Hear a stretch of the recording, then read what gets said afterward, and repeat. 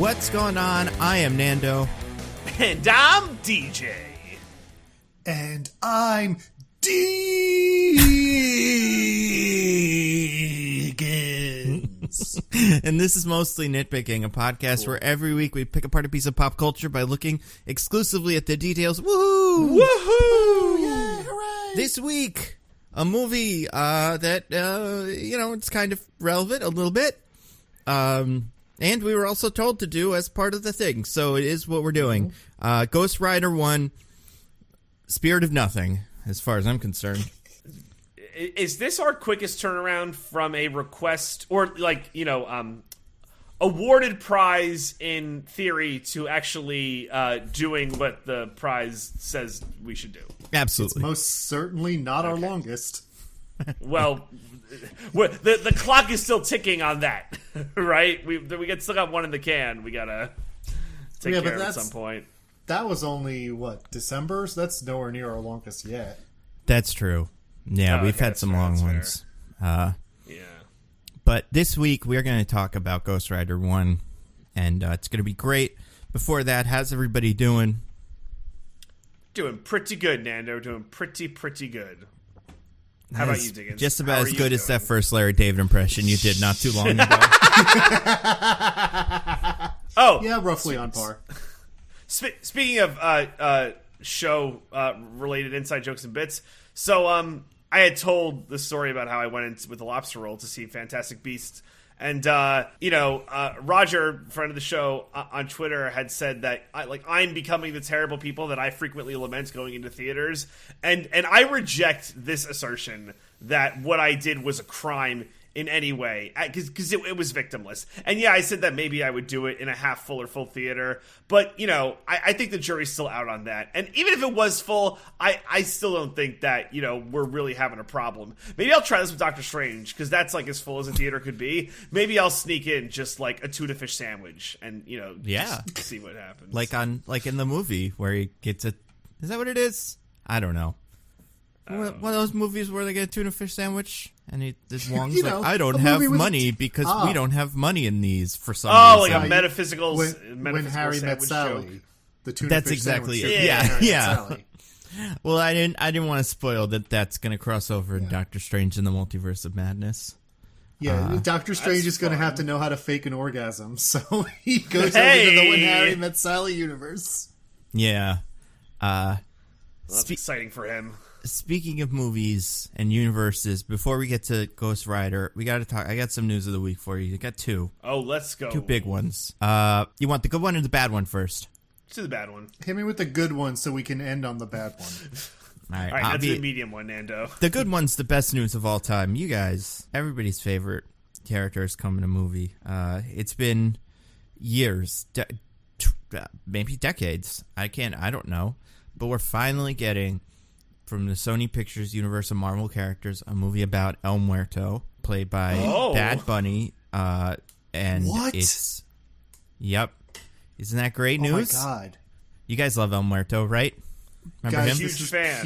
This has pierced every layer of cynicism I've ever had. The young child in me is emerging from his cocoon, from his deep, dormant sleep of generations. They're making an El Muerto movie?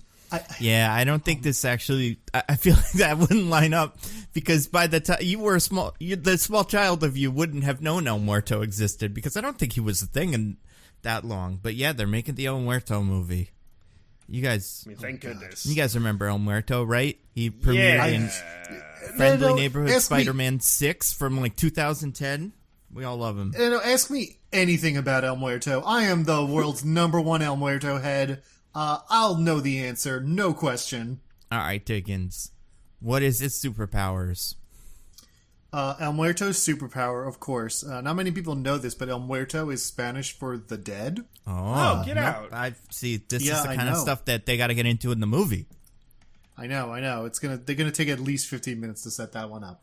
So he has the power to puppet dead bodies like they're Zambos, but they're not Zambos. He's just kind of using his spirit energy to give them a semblance of life. And they can when we first find him, he's using this power to create a traveling carnival. That has a bunch of shuffling skeletons and stuff, and people are like, "Oh my god, how does he do that?" And secretly, he's basically some kind of necromancer. Spooky. Wow. Eventually, he uses that to fight crime. Instead, he sends skeletons to go punch bad guys. Pretty cool. So El Muerto is a good man. This is a good man. He's a good man. He's the best man. Yeah, it's pretty. He's pretty Muerto cool. is the best of us. Yeah.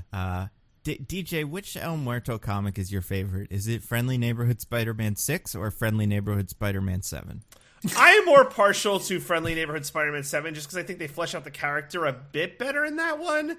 So I think that one, it just kind of hits better for me. I feel like they really get the spirit of El Muerto in number 7. Whereas 6 feels more like an introductory piece. Yeah. Also, I was wrong. It's 16 and 17, but I was close. You guys... I still prefer 7. It is 6 and 7, I think. I think I was right. Maybe it's 6 and 17.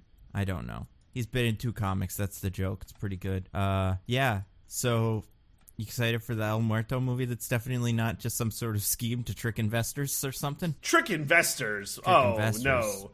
We would never do that. I've never been more excited for anything in my entire life. Wow. Bad Bunny. Anything you say? Diggins, you love him too. We love Bad Bunny. Yeah. What's your favorite Bad Bunny song, Diggins? Don't Take My Carrots. That is the kind of thing that a Bad Bunny would not like. So exactly. That's what it is. But it's that it's in Spanish, so it's what's the translation of that? Oh gosh. No. That's bring. What's take? Is it tokar? That can't be it. No, that's touch. Give me a second.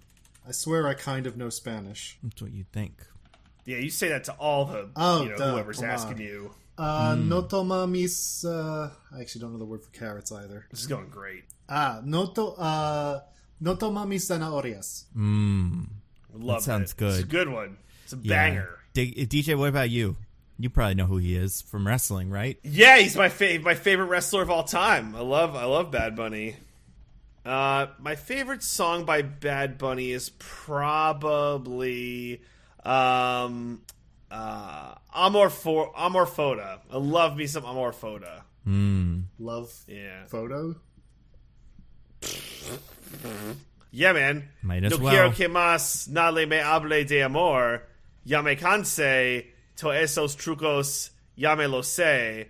Esos dolores los pasé. Yeah. No quiero que más nadie me hable. Lo sé. Esos dolores los pasé. Love it. You know? Yeah. Can you tell me what that means? He's really talking about how he doesn't want to talk to his love anymore because he has too many trucks, and when you have too many trucks, you just can't talk to your love anymore. Just because you have too many trucks. So he's struggling with that dichotomy of having too many trucks, but wanting to talk to his love. Or amor, as they say in Espanol. It's true. So if you want to talk to your amor, get rid of some of your trucks. I mean, what about you, Nando? What's your favorite Bad Bunny song? I don't like any of them. I don't think they're any good. No, they're probably fine. I remember when he came on SNL. He was the musical guest on SNL. Yeah. When Regé-Jean Page was on, actually, and he was in a sketch and he was fine. But I was like, oh, this is a new artist. Like, this is what the kids listen to. Let me see if there's at least one song of his that I can like that could be like, yeah, I know what that is. I couldn't find one. They're all songs that, at least the ones I listen to, all seem to be about how he wants to have sex with me, the listener. I just can't. That's not my deal, you know? I get a lot of that vibe, so nothing against them, though. Again, they seem to love professional wrestling. That seems to be their favorite thing. And this character is a professional wrestler, so there you go. That's what happened. Yep. They found an Hispanic professional wrestler character and pitched it to a Hispanic actor who loves professional wrestling. He said yes, and then they figured out who that character was afterwards. And it's El Muerto. You guys love El Muerto. We already said that we do. Huge fans of El Muerto. Yeah. Bad Bunny was apparently in Fast. When the movie comes out, it's going to change my life. It probably will. It'll be like Morbius, but, but I don't more know, BS. wrestling. Yeah, so pretty cool. Bad Bunny was also in another movie, which we'll get to because it is relevant to the next news. But yeah, El Muerto, very exciting. There was CinemaCon was this week, or is this week, so that's where that news came from. I've also seen some news about the Barbie movie, which looks great. I'm so excited for that movie. That's a top 5 for me if that's this year, although I think it's next year. Or is it this year? I don't know. Why are you excited Well, for a Barbie movie? Keep in mind that most movies that currently say they will be this year are not going to be this year. That's a really true. good They're all point. lying. Can't trust a single one. Well, first of all, love Barbie. I can't wait to learn about the rich Barbie lore. That's going to be fun. B, yeah. I like Ryan Gosling. He's Ken. That'll be fun. C, the cast is stacked otherwise. Just great cast. And Margot Robbie's great. And then D, it's by Greta Gerwig, so that'll be interesting. We'll get little women, little Barbies.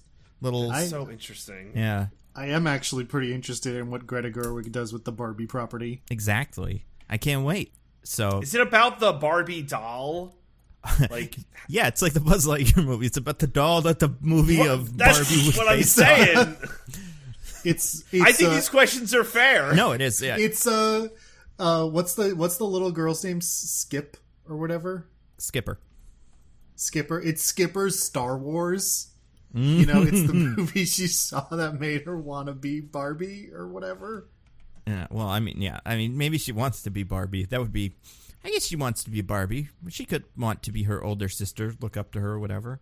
Because, yeah, the Barbie lore, like, it exists because they make little movies where Barbie is like a Tinkerbell or something, right? Those are like, yes, that's a whole subgenre of movies, but I don't think this is that. It seems like this is just kind of the Lego movie or something like that, where everything takes place in a world where Barbie is just a thing. Like, it's a real person. Not like a real person, but I don't know. I'm imagining based on There's not even like a trailer. The honest answer is we have no idea. Well, we've seen some pictures, and the pictures look like it's in some sort of hyper real world. So that's where I'm getting that from. But yeah, it's gonna be a Barbie world, and she's a Barbie girl. Exactly. She gonna live in a dream house, probably. Is it gonna fold open in half to reveal all this stuff in it? Maybe. I can't wait. But we got some sad news. Speaking of dream house and dream car and stuff, we got some sad news this week. Oh, I know what you're gonna say. Yeah, you do, because I posted it in the thing. Yeah. Fast and Furious director quit after 1 week because he's the creative differences, I guess. Because he's absolutely miserable. Yeah. I mean, I assume Diggins, you saw the video of him being held hostage by Vin Diesel. DJ, did you see it? Yeah. I did. I felt so bad. Yeah. I used this as my warm-up yesterday before Michelle and I started recording Roses of Rejection, so I'm like, oh, this looks fun. And it was the best warm-up ever. I was just like dying laughing. It was incredible. You know, Incredible. I can definitely Poor guy. sympathize with Justin Lin in that video. I have definitely been in situations where I'm having the most miserable time, and someone's like, "Aren't you excited?" And it's someone like I can't be honest with, and I gotta be like, "Yeah, man. Oh, this rules. Having such a great time, you guys." And I just feel my soul dying on the inside. That's the look Justin Lin has in this Instagram video Vin Diesel shared for some insane reason. A video that Vin Diesel didn't take one look at and be like, I can't show this to people. It'll look like I have Justin Lin's children in a cellar. It's incredible. Do you think he didn't know? Think he was like, oh, this looks great. I don't know. I look amazing. I'm really confused about Vin Diesel now. Like, is he, like, weird? Like, is he a delusional weirdo? Is that what happened with him? Is that true of anyone who gets that level of fame? I don't know. That's true. Do we have any other high-profile examples of someone being particularly rich and or famous and becoming a delusional weirdo? No, I don't this think would be so. the first one. Yeah, that's why it's so strange to me. What I don't understand here, so we've heard so many things about this movie and, like, these Fast and Furious movies and people not getting along with Vin Diesel. And Vin Diesel writing little Instagram notes or whatever, like, please be in the movie The Rock and stuff. And what's going on here? Is this movie, is he spitting out, is this going to be like a Howard Hughes kind of movie that Vin Diesel eventually, bankrupts himself to make and he has all the creative power on it? What's going on? And then he has to appear before Congress to justify all the money they gave him to make the Fast and Furious movie that never came out? Yeah. I don't know, maybe. It's crazy because we've definitely hit the downslope in terms of these movies. Like the best is truly behind us. Oh yeah. But bold words for a man who is definitely going to hail the next one as the best one yet. Hey, listen, man, that's not for years from now, so I'm allowed to be very inconsistent. But That's I true. feel Plus, like it's if Vin Diesel is around, then that he has to say that. You Yeah, know, that's like also true. Vin Diesel may be in the same room, and then you have to You're pretend gonna take you my like it. child. Yeah. I can't have that happen. The most insane part of that video to me is when Vin Diesel does say, like, is this going to be the best one yet? And Justin Lin's like, yeah, in my heart, it will be. And Vin Diesel, like, pops the fuck off. Yeah. Yeah. He's like, woo! Incredible. Let's go! I wouldn't believe it. But anyway, DJ, so what were you saying? Oh, I was just going to say, you imagine it's still a draw, though, right? I mean, like, that's- people want to be in these movies. Do they, though? Is it a nightmare? Maybe. It is, at a minimum, a huge payday.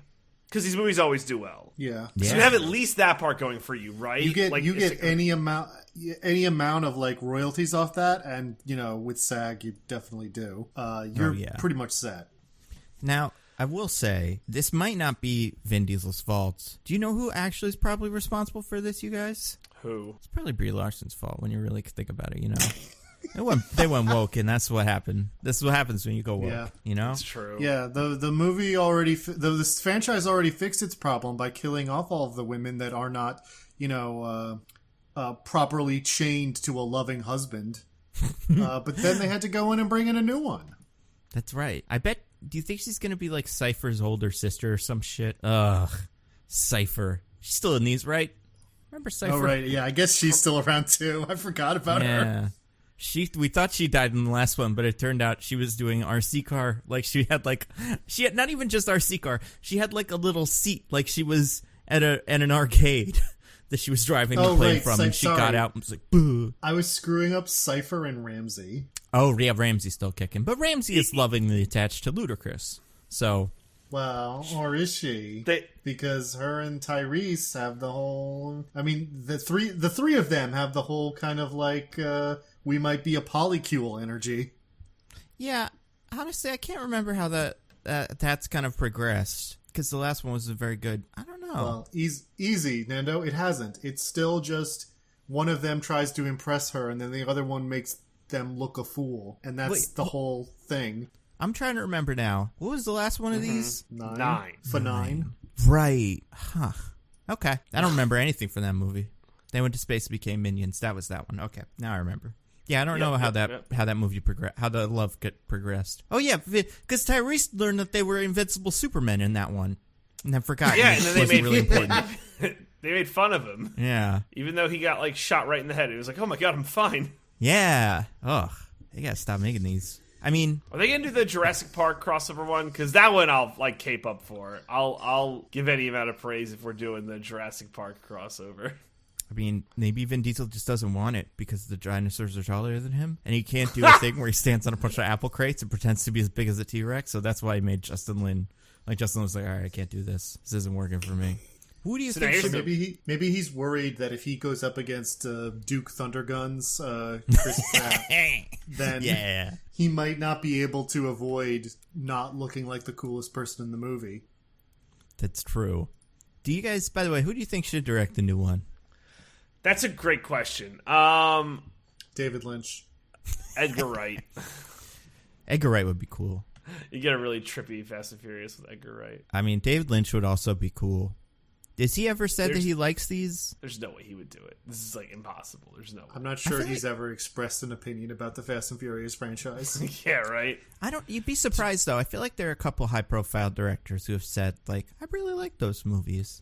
Can you imagine? It's a dream project of mine. I'd love to get on it. But like, it's too toxic, right? It feels like the Brooklyn Nets. Like you have to stay away from it at this point because it's so toxic.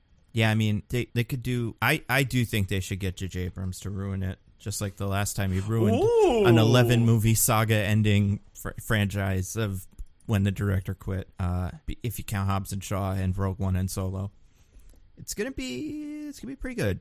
Cypher is all the cars, and Vin Diesel is all the family, or something. People will say to her. What about Ryan Johnson? Oh, that's true because they're going woke now. with Brie. That would actually be so funny.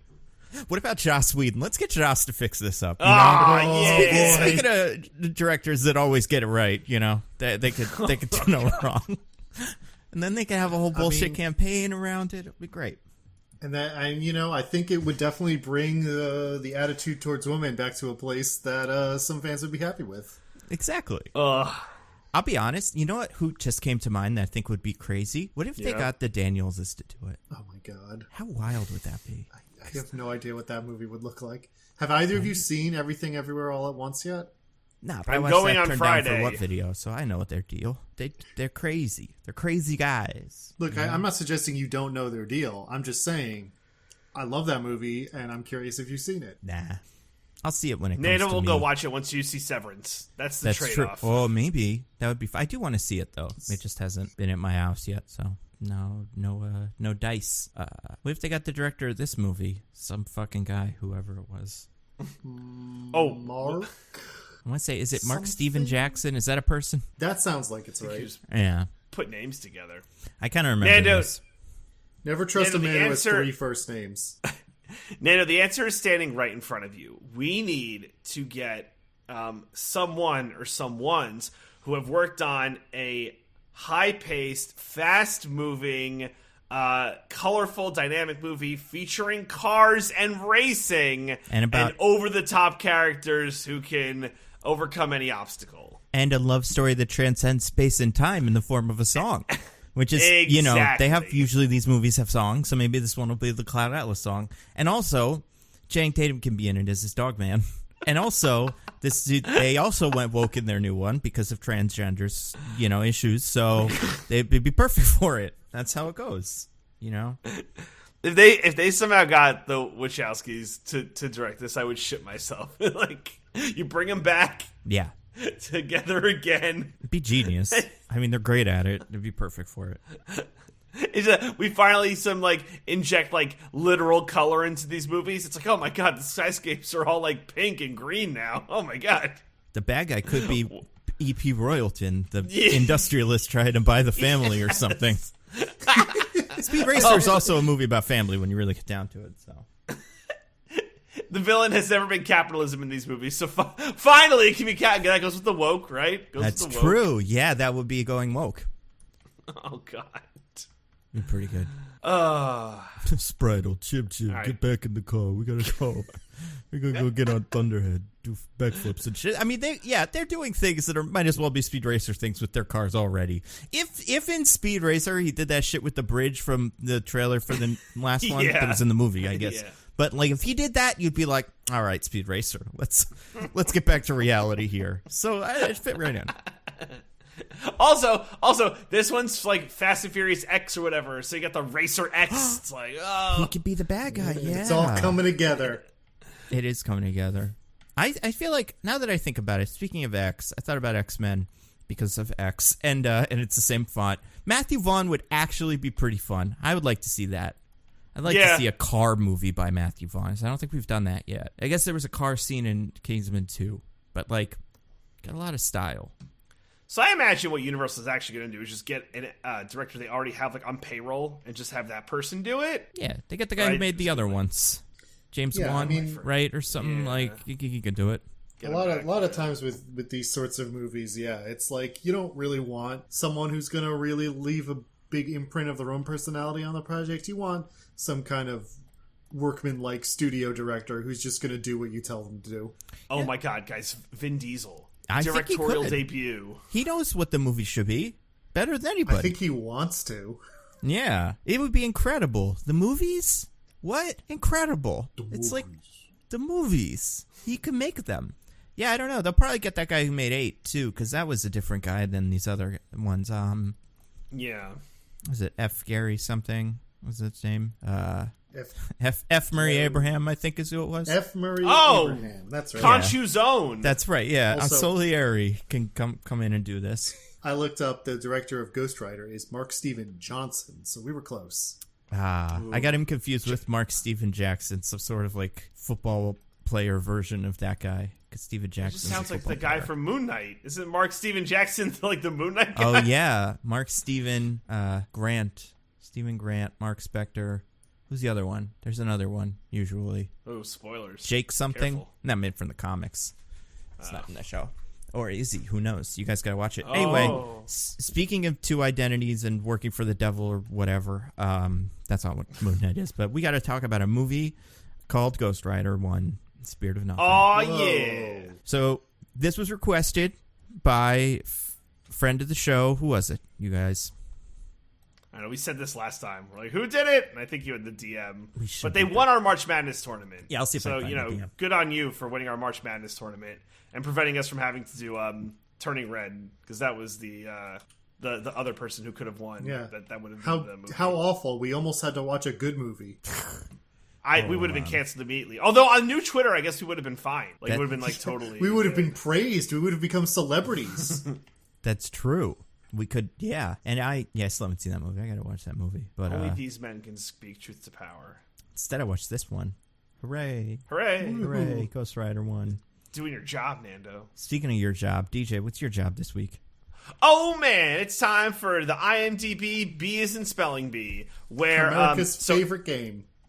America's favorite game. So every week, the IMDb interns are beaten over the head with stone tablets that came from the ancient Egyptians, who would put into stone what the movie summaries would be. And then those interns who are beaten over the head with the tablets have to then write down on paper what they think the summaries are, and then those are the summaries that are used for all the movies that come out in a year.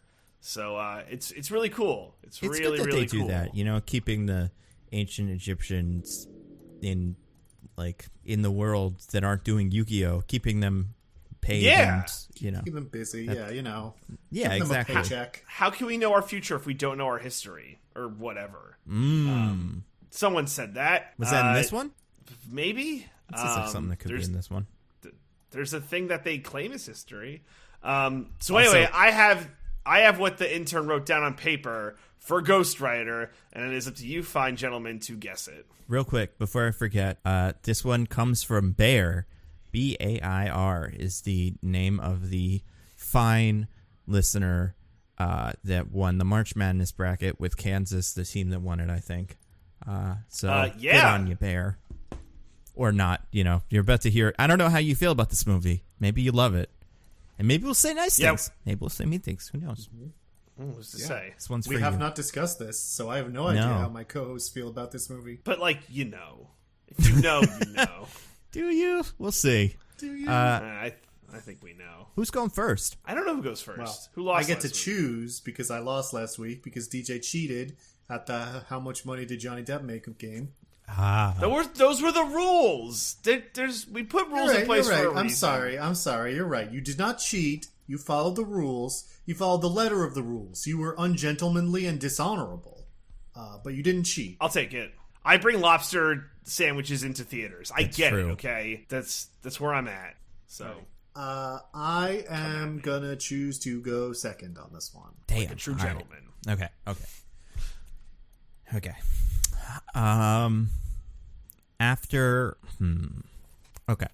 stuntman Johnny Blaze makes a deal with the devil to save his father's life, he is forced to become the spirit of vengeance and help the devil stop an enemy as the Ghost Rider.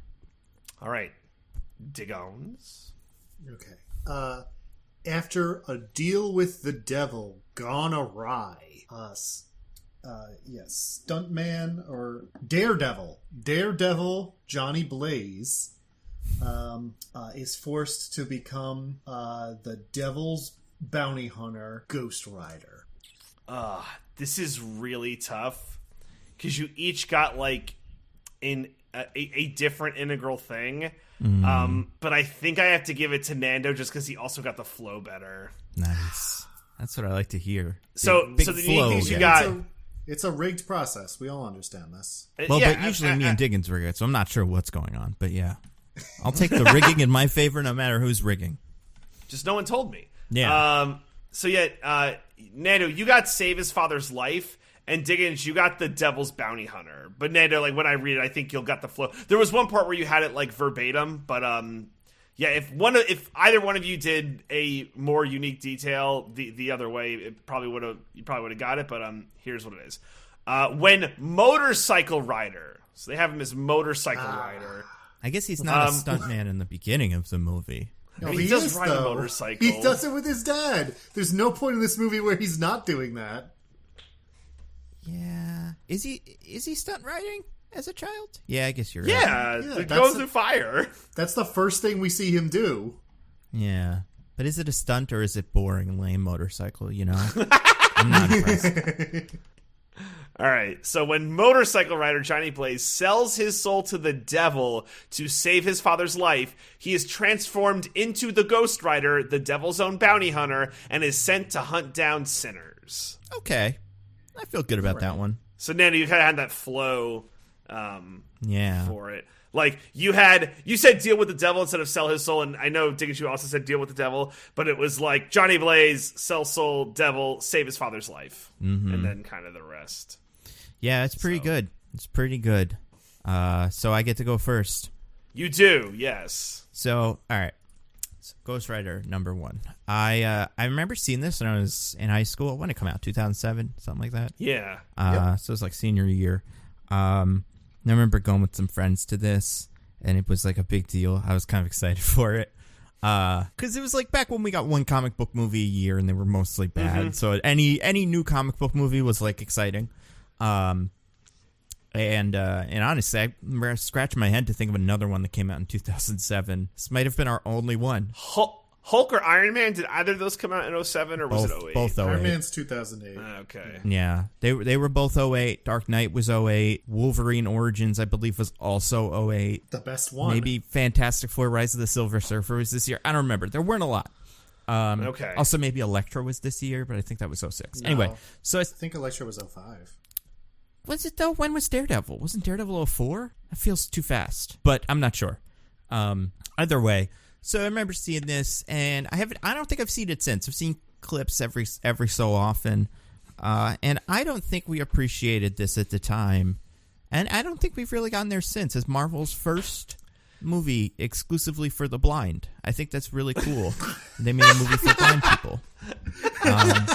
Because as bothered me at the time, and besides, forget about all the special effects that are bad, all the haircuts, all the jeans, everything about this movie that looks terrible, which is true.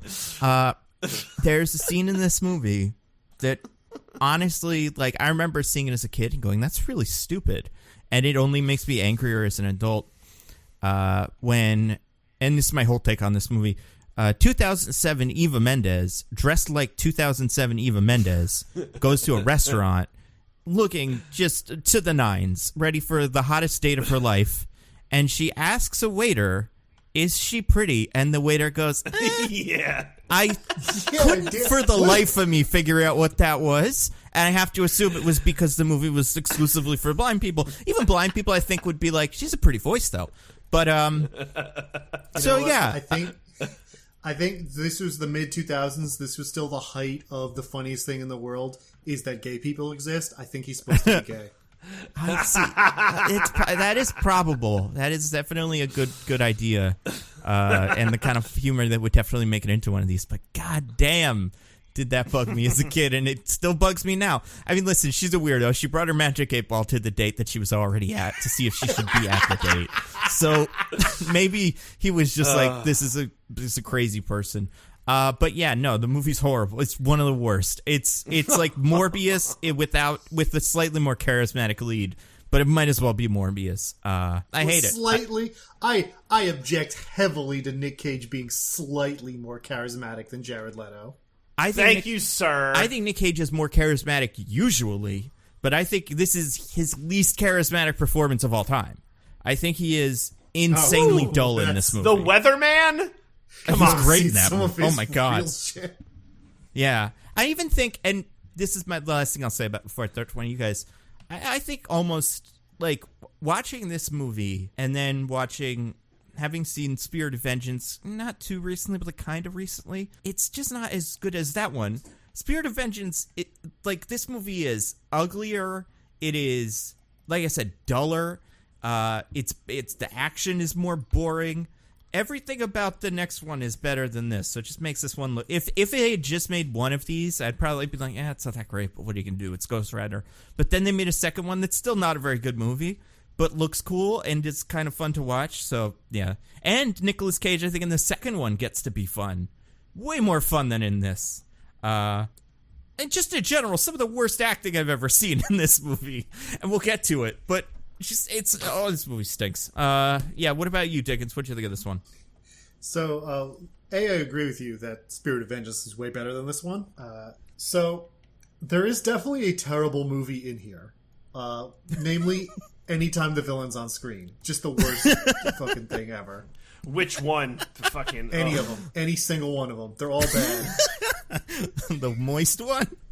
What about one of God. them? Good old Who moist. like wipes away an eyeball or whatever, like that weird.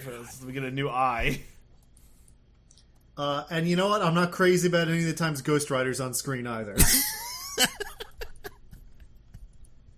So it's definitely a very bad Ghost Rider movie. I'll give you that. However, sometimes Eva Mendes brings out an 8-ball on her date, or Nick Cage is drinking a martini glass full of jelly beans and just like cracking up at a chimpanzee doing karate. And I'm like, this is the best movie ever made. I genuinely laughed for reasons I feel were intentional by the movie, like multiple times. So if this was just like a weirdo goofball movie about Nick Cage and Eva Mendes reconnecting, I think it would be great. Yeah. It's when the Ghost Rider parts... When the Ghost Rider parts start coming in, then the movie's very bad. Oh, yeah. But I have some affection for the fact that it throws in this totally bizarre and completely ill-fitting bits of personality in there. I'm just happy to see any amount of personality in one of these movies, you know? And so... I like that. But no, I mean, it is a bad movie. Like, you're not wrong about anything you said, necessarily. I don't know. I'm an easy man to please, I guess. I love those little bits of goofy comedy.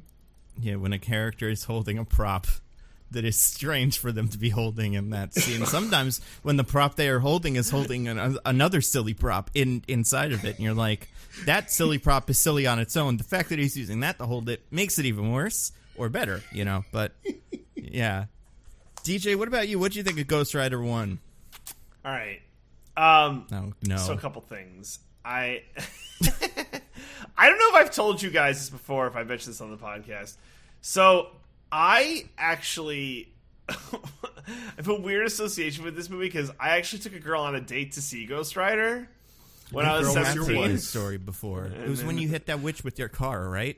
This is the first one of these. Oh my god! Yeah. It's all coming together. Holy shit! Oh no! Yeah, that's a mistake. That's why. Rookie mistake. You're not supposed to do that. Oh my god!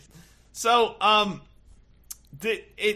not a great idea, but like I don't know. It like in my head, I was like, because she had asked like, "What do you want to do?" I'm like, "Do you want to go to the movies?" I was like, "Oh yeah, I'll go to the movies."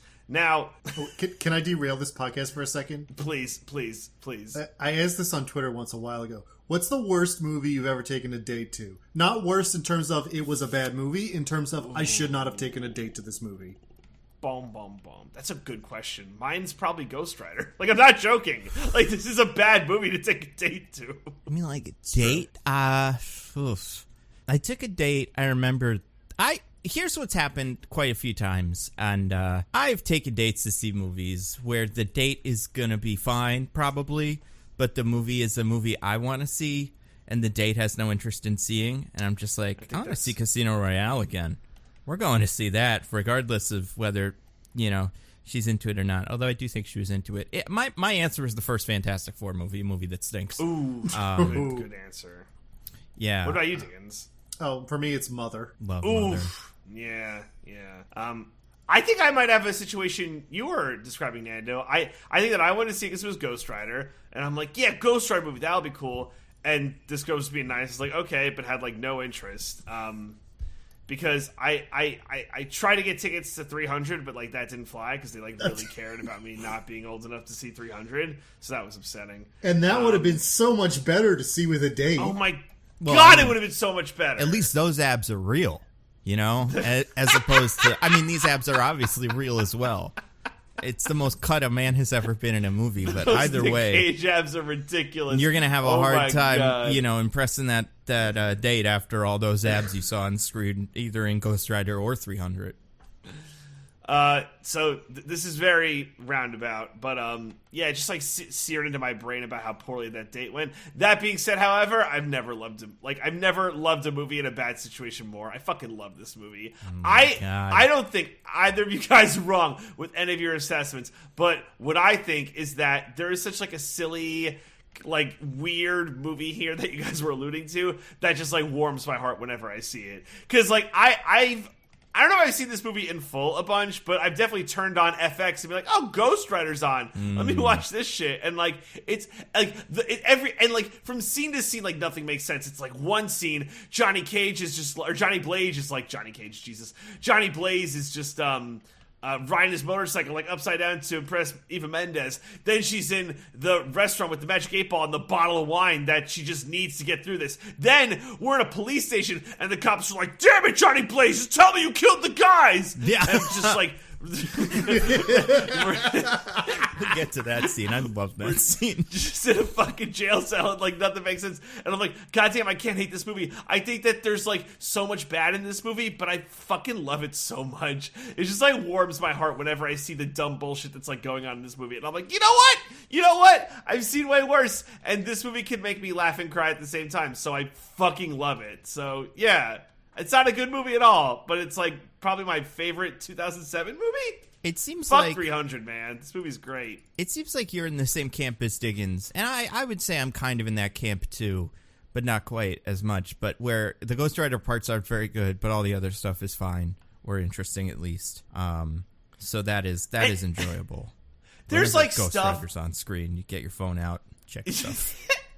And there's like stuff in this movie that like truly make no sense. Like, you know, I don't know, just going a little bit out of order, but I just think it's something that, like, when I watch it again, I'm like, every time I'm like, why did this happen? But, like, Sam Elliott rides with him to the climax of the movie and then just, like, bleeds. Yeah. He's like, that's it. I had one more transformation, and I just, like, nah, you're fine. I can't. I just blew it, like, giving you a ride to the place. That was just the personification of that tuxedo mask meme where he's like, my job here is done, but you didn't do anything. Yeah. Oh my god. Yeah, that was pretty great. And it makes this movie just so good because, like, I'm not going to be like, oh, that's weird. I'm just like, this is so funny. Why would they put this in here? Man. Oh my god. Yeah, So this movie stinks. I love this movie. bad. I should have taken my date to see 300, but you know, live and learn, Yeah, right? then you'd be married to them instead of your current wife. I mean, the thing with me with dates and movies is we're going to go see the movie, and if I like it and you don't like it and you can't get past that, it's probably not going to work out. If you can enjoy it or whatever, then that's fine. If none of us like it, then that's a fun experience too. But it's like, I saw a more interesting question. Not more interesting, but similar. Someone posed on Twitter recently. No. But the question was, it was different, but it was like, what movie would you like force somebody to watch to kind of give them an idea of who you are? Like if you were meeting someone for the first time, be like, here, you watch this, and if this doesn't jive with you, it's probably ain't gonna work. Yeah, so that's why it's like, if you can't appreciate the greatness of Casino Royale, shucks for you. Tropic Thunder. Love Tropic Thunder. Yeah, that's a great movie. You can't get past that, then this shit ain't gonna work. So, which is interesting because Michelle doesn't really like that movie. So actually, it's wrong, or you should get a divorce. One of the two. I mean, to be fair, she doesn't have to like the movie. In this scenario, she just has to know that DJ likes the movie and be able to put up with that part of it. You know, it's like, if you can... I think it's that. If you don't love me at my Tropic Thunder, you don't deserve me at my bachelor watching experience or whatever it is that is the most good, bonding of things with you guys. You don't deserve me at my ultimatum. Yeah. By the way, nobody deserves anyone at their ultimatum. I listened to some TikTok about the ultimatum today. Interesting stuff. We'll talk about it after the pod. But Oh, I mean, it's not that interesting. Can't wait. Basically, Okay. the people did not know they were signing up for the ultimatum. They knew they were signing up for a show, and then they were like, "So you issued the ultimatum?" And they were like, "What does that mean?" So that's horrifying. I don't buy just it. like F-Boy Island. Yeah, exactly. Well, that one makes more sense a little bit because that one's supposed to be a secret. But yeah, this one, it's like, how do you not know that? How do Well, you? I assume I don't- one person knows it and the other person doesn't.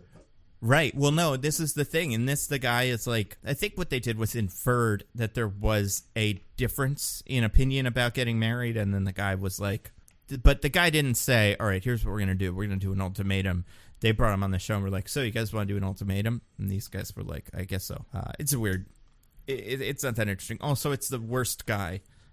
So I don't trust what he says. But yeah, speaking of the worst guy. If you're going on a TV show, you're taking some risks. Exactly. You're taking some risks. Speaking of the worst guy, let's talk about this movie. This movie stars the worst guy. Whoa. Johnny Blaze. He's a terrible guy. Ooh, some slander. Woo. I think he's. All right, I I'll think he's. accept it if you're talking about Johnny Blaze. I'll accept it, but I will not hear a word against Nicolas Cage. Oh no, yeah, Nicolas Cage is not the worst guy. I mean, this is the main character of the movie is the worst, and by the worst, I mean he's really, really awful at this whole Ghost Rider thing. It's a movie about a guy. I'll give him one thing. He intentionally helps more people in this movie than Morbius does in his. Well, yeah, that's a tough one. I think you're right, probably. Well, It's been because so long he since I've intentionally seen helps Morbius. one person who's not involved in any Ghost Ridering. He just does it. Morbius does not help anyone at any point that is not tied into his Morbiusing. Well, but what about the little girl who he wants to save from blood disease, who he doesn't want to go get the award for because He doesn't do anything for her in the end. But he is there though, so that's nice of him. Very cool guy, that Morbius. He helps Vulture have friends. You know, that's tough to make friends in your 30s, you know, or 40s, or however old any of them are. He helps get those fake $100 bills off the streets. Yeah, But he only does that that's so true. he can get a Morbiusing lab. Also, the person he helps, let's all, you know, is Rebel Wilson. So I mean, really, what if we won? What if we lost? Guys, come on. You know? The launching of Rebel Wilson's career may have been a net harm, is what you're suggesting? Maybe. I haven't seen that new movie where, I don't know, she goes to high school again, because that's just like a plot for a movie that we have to make every couple of years. It's like, what would it be like if an adult went to high school? It'd be weird. But Nando, if Rebel Wilson hadn't had her career launched, then who would play Jenny Anydots in your favorite movie? Oh, that's true. James Corden could have done both roles. He's a talent man. We got to talk about Ghost Rider. Forget cats. Any cats in this movie? No cats in this one. No, yeah, nobody has any pets. That's weird. I guess there's a horse. You know, there is a horse. There's one horse. And, like, the motorcycle's a pet. That's weirdly true. enough. And I guess, you know what? I mean, Roxanne doesn't have a house, or, like, she's always on the road, so we don't see her apartment, but she's definitely got cats as far as movies go, you know? Yeah. She's got that Catwoman, Batman Returns vibe. I'm shocked she's not wearing glasses. Yeah. Like, this... Really, like, because that's how it's like, oh, this, like, gorgeous woman is so gorgeous. Oh, but she's got glasses on her, so she's an uggo. That's why waiters don't think she's hot. Yeah. Just... I love that scene so much. I just, like, laugh every time. That did make me Unbearable. laugh. I'm It's gonna so be weird. honest. I It made wouldn't me even laugh say- because it's like, what the fuck is this waiter standards that Ava Honestly, Mendes is in? yeah. Like, oh my god. And yeah, I would say the joke, the 2007's gay joke, yeah, that does seem like something they do. Although I wouldn't say they coded that character that way in any really, really, like, aggressive way.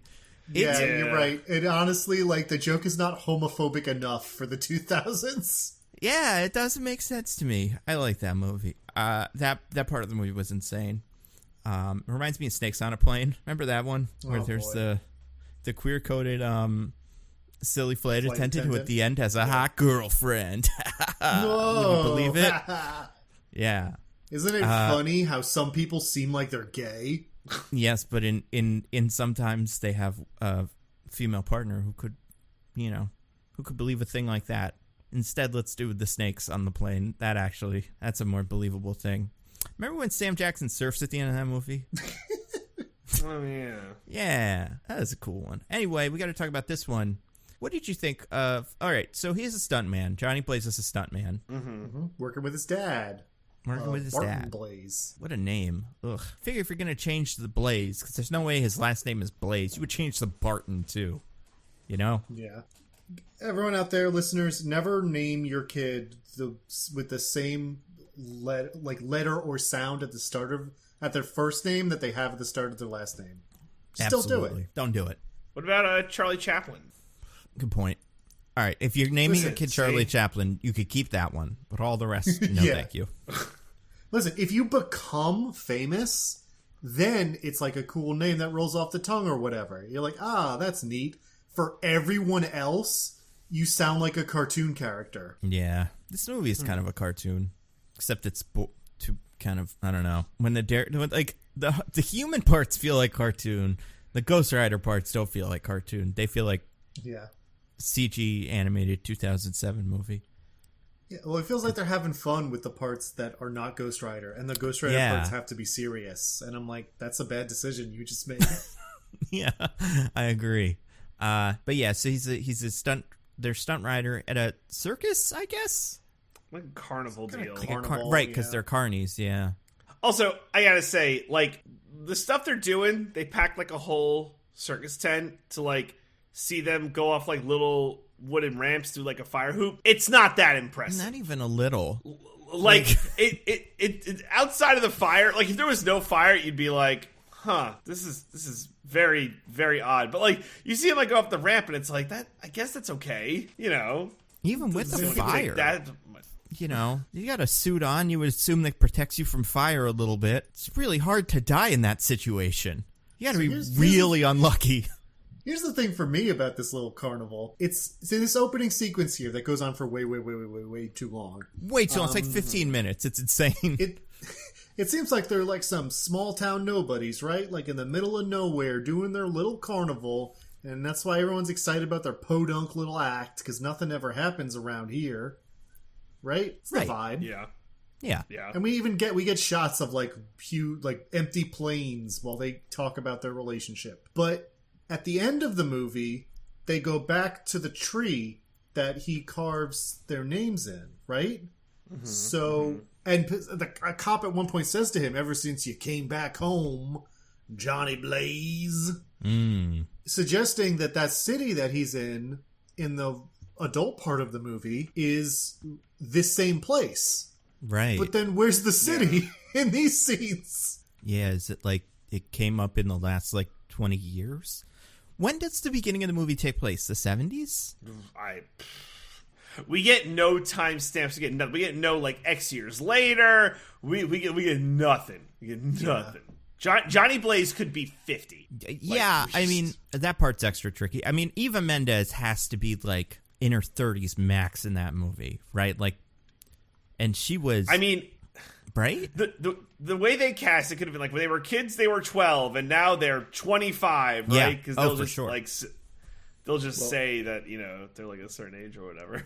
Nick Cage was around 43 at the time of filming. Okay. Eva Mendes, I'm guessing, was like 35, maybe. Probably less. I don't know. Because this was... Okay, so Eva Mendes' career, Fast and Furious 2, Training Day, Hitch, this. Also the Spirit movie. But, like, I don't think she had really significant roles outside, like, music videos, I think, pre-2000. So I could see her being in her late 20s, actually. She was 33 at the time. That was close. She does the voice in the Miami video, I believe, or song. That's her saying, "Welcome on Miami." Yeah. So, I don't know why that's important. She doesn't say that in this. It's a real missed opportunity. Was she in? She was in The Other Guys, right? Yes, she's great in that movie. She's Will Ferrell's. Yeah. Yeah. See, because that movie understands that she is an attractive woman. Yeah, right. And the joke is that she's more... But this movie flips that joke on its head. You could watch both those movies back to back and just your mind would be blown. So what Nando's trying to say here is if instead of going, the waiter had gone, va-va-va-va-va-boom! Yes. Then Ghost Rider would be the best movie ever made. It would not have thrown me the way it throws me the first time I saw this movie. I just couldn't figure it out. I guess, like, how does that scene go otherwise, right? Because the reason it's like, is just, it's a joke to make her upset, but, like, how else do you play that scene out? Just don't have it. Or have her be like, I'm pretty, right? And he just kind of backs up, scared because she is a crazy person because she has a magic 8-ball at a date, and like you're like, oh, I don't want to get involved with this. You know what would be fun if she said like, I'm pretty, right? And he just went, he's not coming. Yeah. Also good. I mean, I also feel like we've done that scene a million times in movies that we know what the beats are. Of the, one person at the date, one person not at the date. Moon Knight even did that like a week ago. We've done that scene a billion times. True. So maybe that's why this one makes me laugh, is because it's not one that anyone else has done. Yeah, I think that's true. Yeah, I loved it. What did you think? What did you guys think of the dad, Barton Blaze? What actor is that? I haven't looked on the IMDb page yet because I don't want to cheat. So let's see. I don't know the actor. He seems fine. I mean, he's basically like, tough but loving kind of dad, sort of thing going on, which seems fine. Like I said, there's really just not a lot to that character. He's just a cipher for Johnny to care about so that he can make his deal with the devil. Well, this actor, you should know him from another movie where the dad is kind of bad. Not really bad, but you could say that in this movie he got what he deserved in this movie. In another movie, that guy got what he fucking deserved. Because he played Thomas Wayne in Joker, is what Brett Cullen should be known from. Bill Sherman in Winning Time. So that's also where that guy is. But yeah, so I don't know. That's a really important. The guy just has a vibe to play just older men in the 1970s. Yes, yeah, I think that's right. That is like what this guy's got going on. That's what they all look like. I wasn't super I wasn't alive then, but I have seen movies and documentaries, and it's like him. He's great for the dad character. I do like. I'm sure the irony of this is intentional, but I love that he's given a speech about how you got to make good choices and whatnot while he's smoking a cigarette with bad lung cancer. Oh my god! Oh man, yeah, that part is insane. By the way, I do think COVID has broken the coughing in movie as shorthand for sick to me. I was like, oh, get away from him. He's got COVID. Not like he's got secret lung cancer. It's like, oh no, Johnny's gonna get sick, get the Rona. But yeah, so he has lung cancer from smoking. Bummer. Yeah. But what happens instead? Hold on. Well, there's a lot of moving parts in this opening 15 minutes for some reason. That's true. There is a lot of moving parts. I also haven't even talked about all the bullshit in the beginning. All the Sam Elliott stuff. Back once in the day. Yeah, but we'll get to that later because it's not important. Sam Elliott being like, I consider Ghost Rider a Western because there's no gay people in it. Yeah, that's right. If that waiter was gay, Sam Elliott would not get on board. He was like, you can say she's not attractive, but it can only be for one reason. You're a straight man who just isn't interested for some reason. Yeah, that is funny. Sam Elliott, man. What's wrong with that guy? Weird thing. There's that going on. There's Johnny is going to run away with his girlfriend, young Eva Mendes. Not actually Eva Mendes, but, the teenage version of the character who will become Eva Mendes later. Named Roxanne. A name I remember very well. Roxanne. Yeah.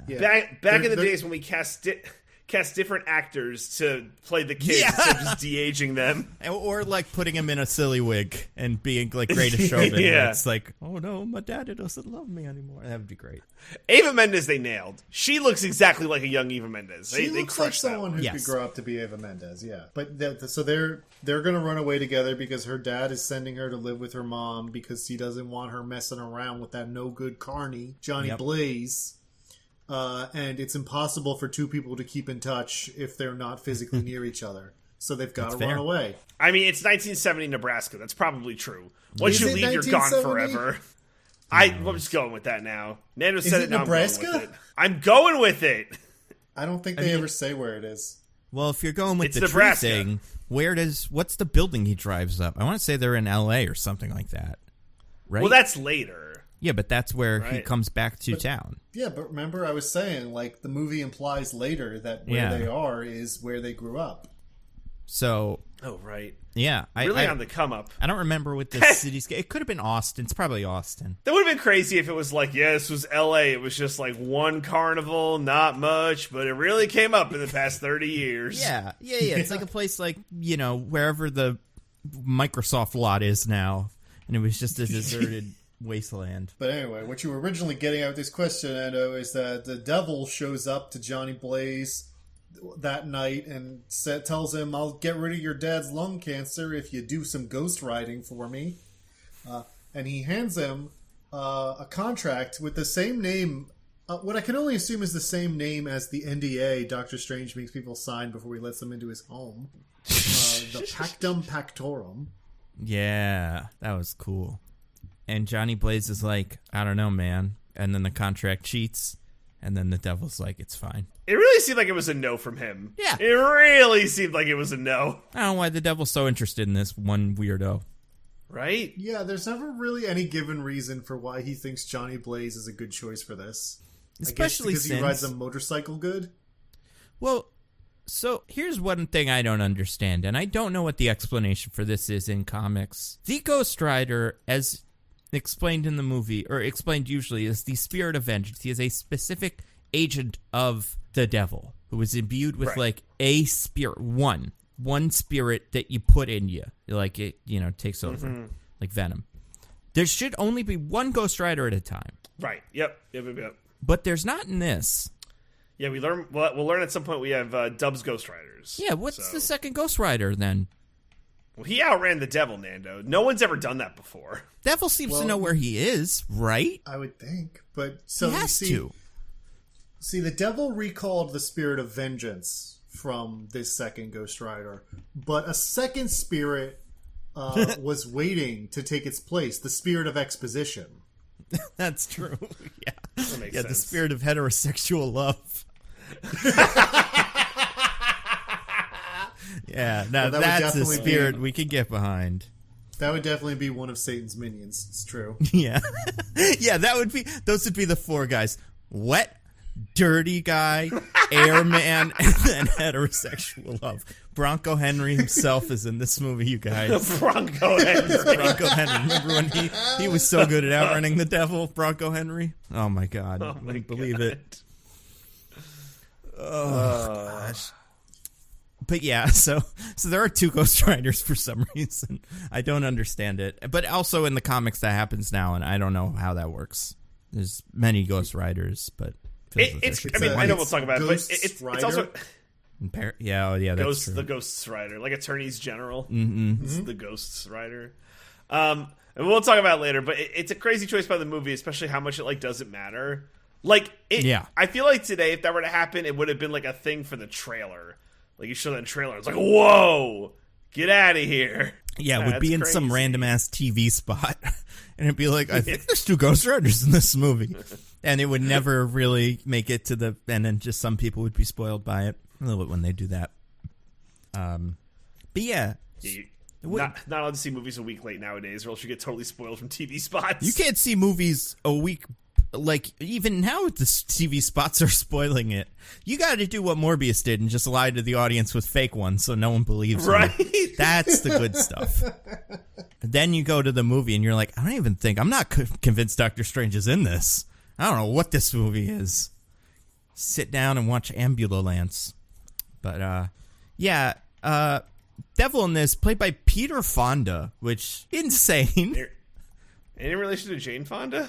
Yeah, it's her dad, right? Or husband? Oh, I can't remember. There is a relationship. I think it's her. Oh God, I'm gonna look like such an idiot now. See, man, it's you never Jane know. Fonda's younger brother. Oh wow, I was way look at off. that. See, here's the thing: when people are older than 50 when I was born, they're all the same age as far as I'm concerned. It doesn't work. I can't scale people like that. They could be each other's dads or younger brothers. That's going to be, like, the group of YouTubers that you're with that are, like, in your 30s now, but in 20 years, because you're going to be like, these YouTubers, if they're over, like, a certain age, it's, like, all the same. I can't keep track. Yeah, there's kids that are going to say that about, like, I don't know, who are two people that have the same name? Will Smith and Kevin Smith. They'll be like, I don't know who's dad. Yeah, the classic mix-up. What the story is with those old guys. Well, Peter Fonda's the one, he was in, like, Grapes of Wrath, right? Like, he's old school movies. And obviously Jane Fonda's also old school, you know, Barbarella or whatever. But yeah, I don't know. Anyway, really weird that he's in this. He will not be in this next one. He is not the bad guy in the next one. I don't know if he died in between them. I don't even know if he's still alive now. Yeah, I don't think so, but I'm not positive. Peter Fonda is no longer with us. Was he an Easy Rider, by the way? Is that why he's in this? Because of motorcycles? Honestly, that makes about as much sense as anything else in this movie. I am frantically looking up Peter Fonda information. I knew very little about him. He's he's one of those old, he was an Easy Rider. You're right. Yeah, him and Robert Redford, right? Or my brain is pudding. Think about who has played our most famous Turtle Kings. Oh, Dennis Hopper? Yep. Yeah, that's right. Yeah, so yeah, motorcycle connection. Maybe that's what it is. Maybe that's why this devil needs a motorcycle rider so badly. He just tore in the circuit trying to find the best young talent. And he's a Ghost Rider, but he's not the Ghost Rider at that moment. He's just like something. Like, yeah, he's just like in waiting. It's like, you know what it is? You know why he picked Johnny Blaze? Because he went through like 30 other people before Johnny Blaze who just would not like, get away from me, man! Don't talk to me! Don't talk to me! And finally, he found someone who would give him the time of day, and that's Johnny Blaze. And he's like, oh, thank God! Just none of these kids would like talk to me. It's crazy. Yeah, he needed like a pure stone cold dummy because everybody else was like, so you're going to make my father immortal? And the devil's like, well, not quite. All right, you know what? Never mind. We don't need. You're too smart, kid. You go back to the playground. I'm going to see if I can find someone who I can trick in 1980, the year of our Lord, when people should all be kind of aware, you know, of how you make a deal with the devil, how specific you have to be, but. I will say, normally it's that the devil is tricksy and like, you know, is like an evil genie, gives you what you want, but in a way that you don't want it. But this devil's just like, I'll cure your father of cancer and then also kill him for no reason. Yeah. Maybe like, those two things are unrelated. Part of it. Maybe he did just die, you know? Like the devil seems like he's kind of taking credit for it, but maybe it's like, yeah, he was a stunt motorcycle rider. I don't know what he thought he was going to live to be 100. Eventually the motorcycles were going to get him.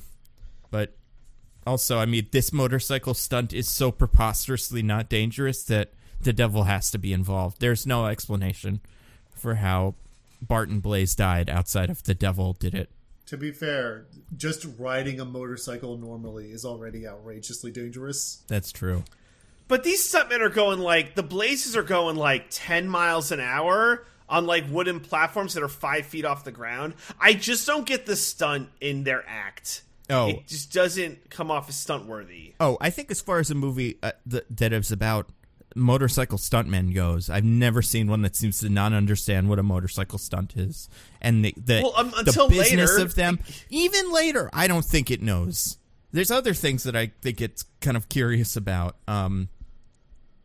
But, yeah. I don't know. How big of a deal is Johnny Blaze and Barton Blaze? I mean, at what point in the movie? Now they could fill out a circus tent, and it seems that people like him. Yeah, Barton Blaze, I think, not a very big deal. And Johnny Blaze is a teen, not a very big deal. But when we do our time skip after this, and we go in the future, I think Johnny Blaze is Evel Knievel level. Yeah, seriously. Where, you know, where like you and I, as people in the world, know the name Evel Knievel. Which feels weird in 2007. I don't know. Oh yeah, like there's no actual corollary to a person that was in 2007. It's Evel like Knievel was very much done. Oh yeah, for a long time. Yeah. Oh, you know what's crazy? What? Nicolas Cage plays two different stuntmen. That's right. 2007, who ride motorcycles. 2007 was the year Evel Knievel died. As far as we know. Devil got him. 2007, also the same year Hot Rod came out, a far superior movie to this. I mean, it's a different kind of movie. But wait, what's the other That is stunt amazing. man? I can't remember. In Toy Story 4, he's like the Canadian No, he's not. like motorcycle rider. Oh, like right, Keanu there's Reeves? Yeah. Fuck! Damn it. I was going to say, I feel like Nicolas Cage does do this a lot, where a lot of his roles are kind of similar to other roles for weird reasons, but I don't think this is one of them. I don't know why my brain made that Nick Cage. Because it could have been, damn it. It could have been. Anyway. Certainly could have been any God. of us. Anybody could have been that little I feel motorcycle like toy man. The witch's curse is now deteriorating my brain. Yeah. That's the next evolution of this. More lobster rolls. Yeah, it's weird So, that yeah. his dad dies in this. Yeah, I mean, it does seem like he must have flubbed it so bad, but that's like just and the devil's just like smugly standing there at the end, like, "Ha, you sucker! You fell for my weird little thing." Also, he's the dad was by himself because the kid's running off with Roxanne, and the dad was like, "That's a dumb idea. Go ahead." Well, his dad makes a good point. It's like, "What, 2 kids on the road? That'll ensure you break up." I'm like, that's kind of a good point by the dad. Well, also, the dad is like, I want to say... Okay, so here's a problem that this movie, I kind of have with this. Time feels like it doesn't really work out the way things happen. Because they have their conversation, and he's like, all right, leave. And then Johnny Blaze is leaving, and then at that exact moment, I would assume seconds or something later, or whatever, the dad dies in the motorcycle crash, and then... The dad then Johnny sees it because like he shouldn't be there. He should have left. And then he goes to Roxanne and it's night, but they're where they are. Like, I don't know. This movie's dumb. Yeah, I feel like the beginning it was just... I think it's just raining. Just like overcast, yeah. That's probably what it is. But like even so, like all those things happening at once, like doesn't really make sense. Like, Listen, the people demand their motorcycle stunts. As soon as he had finished that conversation, he had to get out there immediately. Right, yeah. I feel like this movie, like for this first like 20-minute dump, it's like just like exposition here. Yeah. We'll figure out the details later. This is exposition. Also exposition later. Yeah, sure, it's true. But What'd you think of this kid playing Nicolas Cage in this? He's fine. It's fine. Yeah, I was really confused at first because it started and I saw the face. They got the 2 motorcycle guys. We see one face, and I'm like, well, that's not Nick Cage. Then we see the other face, and I go, well, that's not Nick Cage either. Put in the wrong DVD. Yeah. This is the Ghost Rider porn parody. Oh, no. Oh, no. Ghost Ride Her. Ah, very good. Yeah, there we go. Yeah. But it's 2 guys. Well, I guess they can both. I don't know how this works. She shows up eventually. But then we cut to the future, you guys. And like we said, Johnny Cage, or Johnny Ghost Rider, Jesus. Johnny Blaze. It's hard. It is hard. You want to say Johnny Cage. Because that is a guy who is also a stuntman. Yeah. I think that's where the Nick Cage stuntman driver thing gets really, really hazy. Is, the Johnny Cage connection. But yeah, he's just a professional stuntman. Yes. Mm-hmm. An Evel Knievel level stuntman where he could fill out like full football stadiums with people to watch him do stunts. That's like his thing. He made it. Yeah. He like tours across the country, wears a little cowboy hat. Most impressively of all, he has Donald Logue working as his assistant. Well, we'll get to what that guy does because I'm not quite sure what he does. He's definitely there. I think he's a beta tester for the game. I think that's his whole job. And Candy Caddy or something. But he dies in a motorcycle crash in the movie immediately. Whoops. Mm-hmm. Sorry, my phone decided to do something. Yeah, movie over. That's pretty gnarly crash.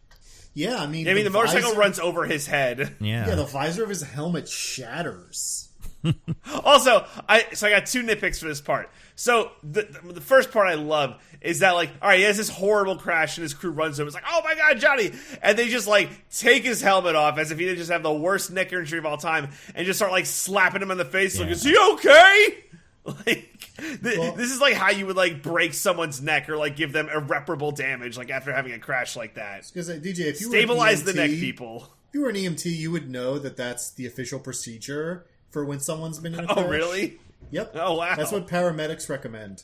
Just take off all headgear that's being worn and slap him in the face a couple times. Just let the neck kind of like flap about loosely for as Yeah, long as right? possible.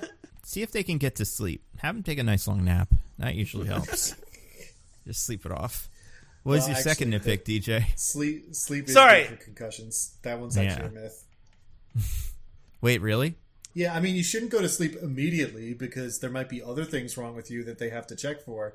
But if all you have is a concussion, one of the best things for it is to sleep. Who's the anti-concussion lobby that's putting these, or the pro-concussion lobby that's trying to put this information out there? Because that's the only thing I know about concussions.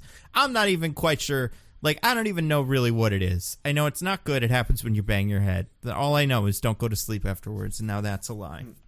Your brain's rattling around on the inside. Something like that, it touches the sidewall, Basically, it's like swelling a little, and you just gotta wait for it to go down. So the only thing you can do is rest. DJ, what's your second nitpick here? All right, so I don't know if you guys noticed this, but so at the carnival, there's like an announcer. It's like Johnny and Barton Blaze, ladies and gentlemen, the Blazing Duo, right? And it's this announcer. It's the same guy at this stadium, as if like he were the Blaze's like personal announcer. I think he has and to be also, because his voice has not changed in 30 years. Nope. It's just that's it. Yeah, maybe that when they did it the first time, they had that guy do a couple takes instead, like in case the dad died, and was like, just we're gonna need some for posterity. Maybe 30 years down the line, if I'm still a stunt man, I'd love to have your voice announcing me or whatever. But yeah, that's like how after the Yankee Stadium announcer retired, they had him record like, now up to the bat, Derek Jeter. So like Derek Jeter could always have that guy do it for him. So I guess I feel it might. Everything down to like the evacuation. Everyone get to the nearest exit. Get out of here safely. My nitpick with this scene, I think it is funny because it is, if he is not Ghost Rider, it's a crash where he dies, right? And I like that, especially, like, it's not just like his maybe neck broke. It's like his head hit everything. And his crew all runs up to him, like you said, like to shake him and like to do the, get the helmet off him. There's also a camera that's that's filming this for the Jumbotron. That's gonna watch this whole thing happen. What does everyone think? Just open take the helmet off, just soup is gonna come out and they all get to watch it? Like, where's the dignity? God, what do they think is gonna? I hope he's okay. When you're a professional stuntman, you actually have to sign a contract signing away your dignity. That's fair. Does it prick your finger and then that also counts as signing the contract? Yeah, 100%. They love that. That's just standard corporate contract. Like, I mean, later, like, way later in the prison scene where it's like, I paid $10 to watch you splatter. And he's mad at him for that. It's like, well, I don't know, man. We're not there yet, but I love the insanity of their reaction to seeing a famous person in a cell with them. Yeah. Oh my God. But yeah, so then he goes with Donald Logue, and he's like, "Hey, Donald Logue is in the RV playing the Johnny Cage video or the Ghost Rider video game, and he dies in the video game, which is great. Really horrible video game. Like, what is that game even? It's one of the BMX games. Those existed back then. But, like, he's a stunt. He only does up and down. Like, he seems to have one stunt. What do you do? Just that stunt a million times? I never played those BMX games, but I imagine so. And this is where Nick Cage is drinking his thing of whatevers. What were those? Jelly beans? Jelly beans. They were jelly beans. They were just jelly beans in a margarita glass that he drinks. And only red and yellow ones, too. Yeah. Well, that's his colors. The Ghost Rider colors. Yeah, right? And, yeah, that's weird, isn't it? I love it. Someone has to find those for him and put them into a martini glass. Like, that's a person's job in the movie and in real life. It's like that band that says only green M&Ms. Ugh. Yeah, and Donald Logue is like, "Hey, man, you keep dying in these stunts. Isn't that strange?" And Johnny Blaze is like, "I don't know, man." First, Donald Logue has a normal conversation, and then in the middle of that normal conversation goes, "You keep dying." Yeah. It's a very strangely scripted scene. Now, I didn't want to really... I do enjoy Nicolas Cage, some of his choices in this movie. I think this accent stinks. It's so bad. It's really it's weird. Awful. Oh, but that's one of my favorite Nick Cage things, when he commits to just an extremely ill-advised accent. That's the thing, though. Like, where is he from? Is he from California, probably? Nick Cage? Like the actual Nick Cage? Yeah, like the human... Yeah. Yeah, I believe he's from California. Grew up in Hollywood, right? Something like that. So, like, I don't think a Texas accent should be as hard as he seems like he's making it. Like, this accent is high school play level accent. I just can't imagine in 2007, Nicolas Cage, who has played Southern characters before successfully, the best he could do is this accent. What would you consider one of his successful Southern characters? Raising Arizona. I would not say that his accent in Con Air is any more realistic than this one. Yeah, the Con Air one's equally bad. But yeah, like, I don't know, like Raising Arizona. He had another one. He had a singing movie where he also did a Southern accent. And yeah, this one is just a crazy accent. It's really bad. But it's definitely not the worst part. It is just strange to me. In fact, then it's one of the best parts. It might be one of the best parts. And then he has to do the big stunt. Anyone describes the big stunt? You want me to give you the line because I love the line? Yes. So the big thing is he's going to be going field goal to field goal in a football stadium, which is 300 feet, right? It's like such a big deal. And originally it's going to be cars, but instead the announcer goes, "Ladies and gentlemen, Johnny Blaze will not be jumping 50 cars today as scheduled, but instead he will be leaping 6 UH-60 Black Hawk helicopters. Never before has any man attempted such a death-defying stunt." Insane. First of all, my favorite part of the scene is that this is a surprise to his assistant. He has somehow managed to keep these 6 helicopters a surprise. Who did he call? Yeah.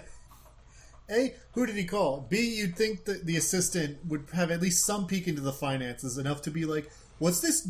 Why did a bunch of money leave the business account the other day? Yeah. This is why I don't think it's his assistant. I'm not convinced. Do you think it's a guy? I think it's just some guy. Yeah. He's just his friend who hangs out with him? I think that's right. Because, yeah, he doesn't know that. He doesn't know... there's another thing he doesn't know later that's so weird to me. Well, it's just something about the, like, I don't know, have you guys ever seen, like, how they do these in real life? Like, how they do stunt jumps and stuff? It's so technical.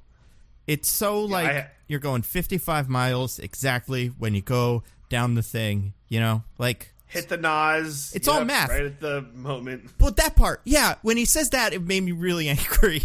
It feels like he's eyeballing it, just like, and don't forget, hit the NOS at this moment. Otherwise, it's like you're not supposed to need that. That's just get the car to go this many miles per hour when you're going off the ramp and you're good. Why? Yeah, I don't know. It's weird. Also, How does the Ghost Rider work? Like, let's say he trips up and he hits one of the blades, because we should mention, right, that the blades are going during this. Like, if he hits one of those blades, does he just become like pudding? Like, what happens? Like, how does the devil be like, oh God, why did I sign it with him? Yeah, he's such a moron. Yeah, he can't make any jumps. He's never done one. Fuck. I don't know. What do you think? Would he break the helicopter?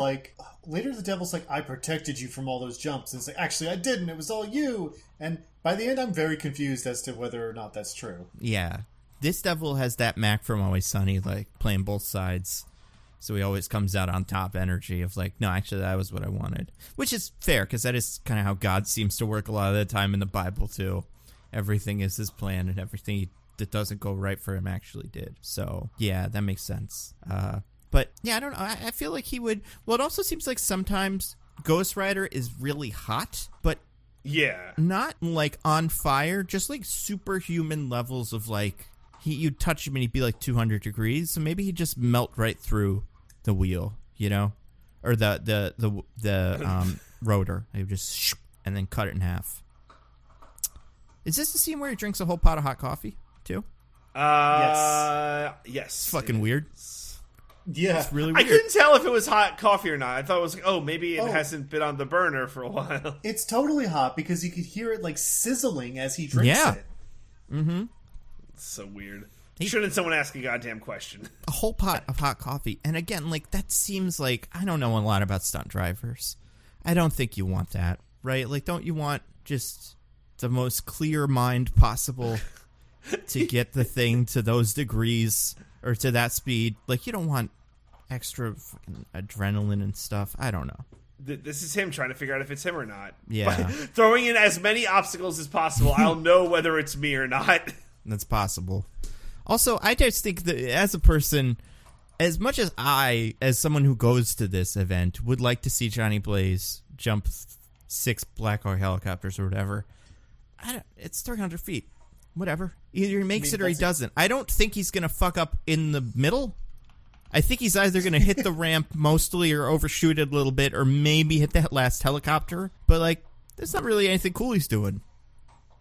I mean, to be fair, yeah, I get that sentiment. Putting cars between jumps is a thing real stunt drivers do. So, there's something that appeals to it about people. I see what you're saying, but it's not like the movie made that up. Even the guy's like, and now if you fuck up, you'll hit some nice, clean. Oh my god! Yeah. I guess it's just that it makes it more dangerous. Yeah, like hitting turf is better than hitting metal car, right? Like how fast? Like, if you're going, I don't know, that far, I'm not sure I'm sure people could figure out how fast he went and stuff.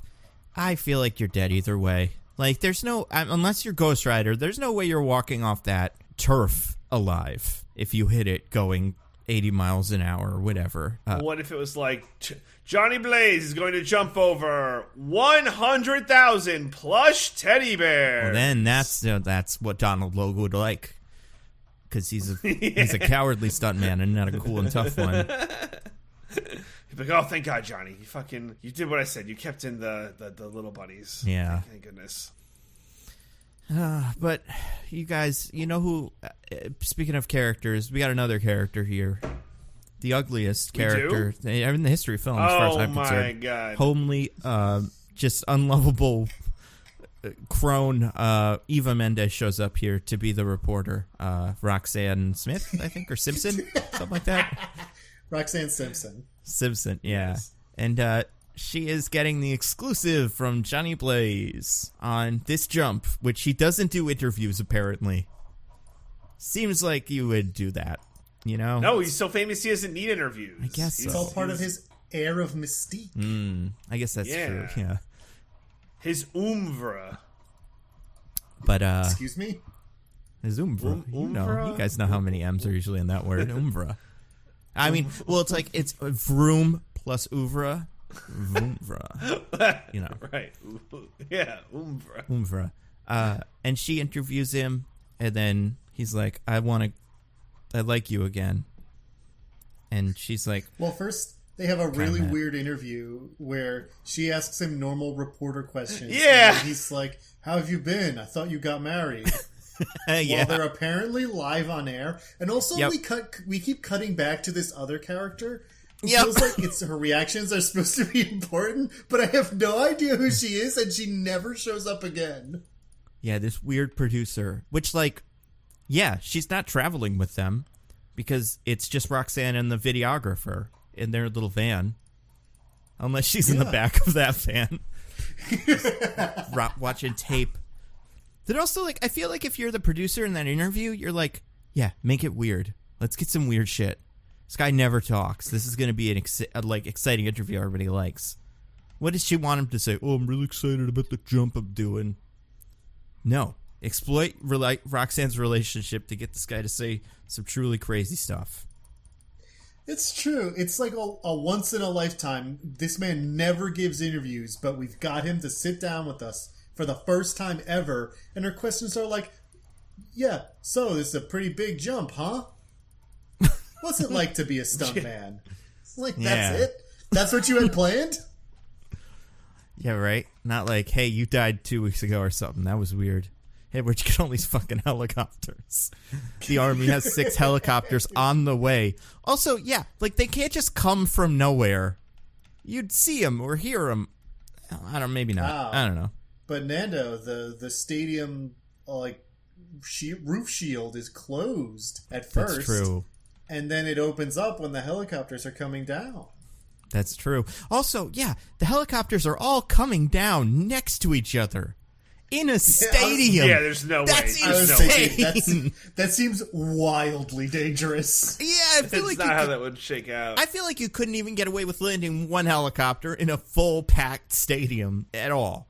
It would never let you. But Johnny Blaze gets 6 to land right next to each other. Like, the little rotors are, like, touching pretty much. You say, they land so close to each other, the rotors are just barely not touching. That's the exciting thing in the show. I don't give a shit about this guy. I want to see him land and take off these helicopters in sequence, because that's pretty cool. Also, what if he hits one? Do they have to That's pay? what I'm saying. No, I'm saying, like, they have to buy him a new helicopter? Oh. And he fucks it up. It's like, it is a stunt he's doing. There's a very good chance the motorcycle is just going to lose that midair, maybe, and that's going to hit something. But, no, it's fine, I guess. We got a lot of helicopters. To be fair, these are the, 2000s. We're pumping helicopters out left and right.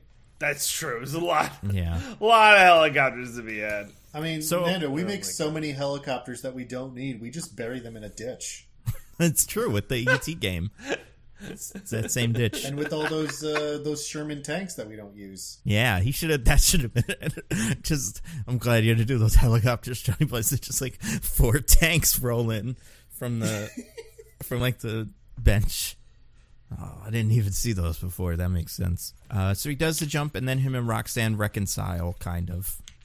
Well, first he really has to convince her. He almost causes an accident with immeasurable loss of life on his highway in order to talk to her. It's true. It's Well, true. to be fair, he would have survived. Only all of the rest of them, including Roxanne, would have died. So, not that big of a deal when you really think about it.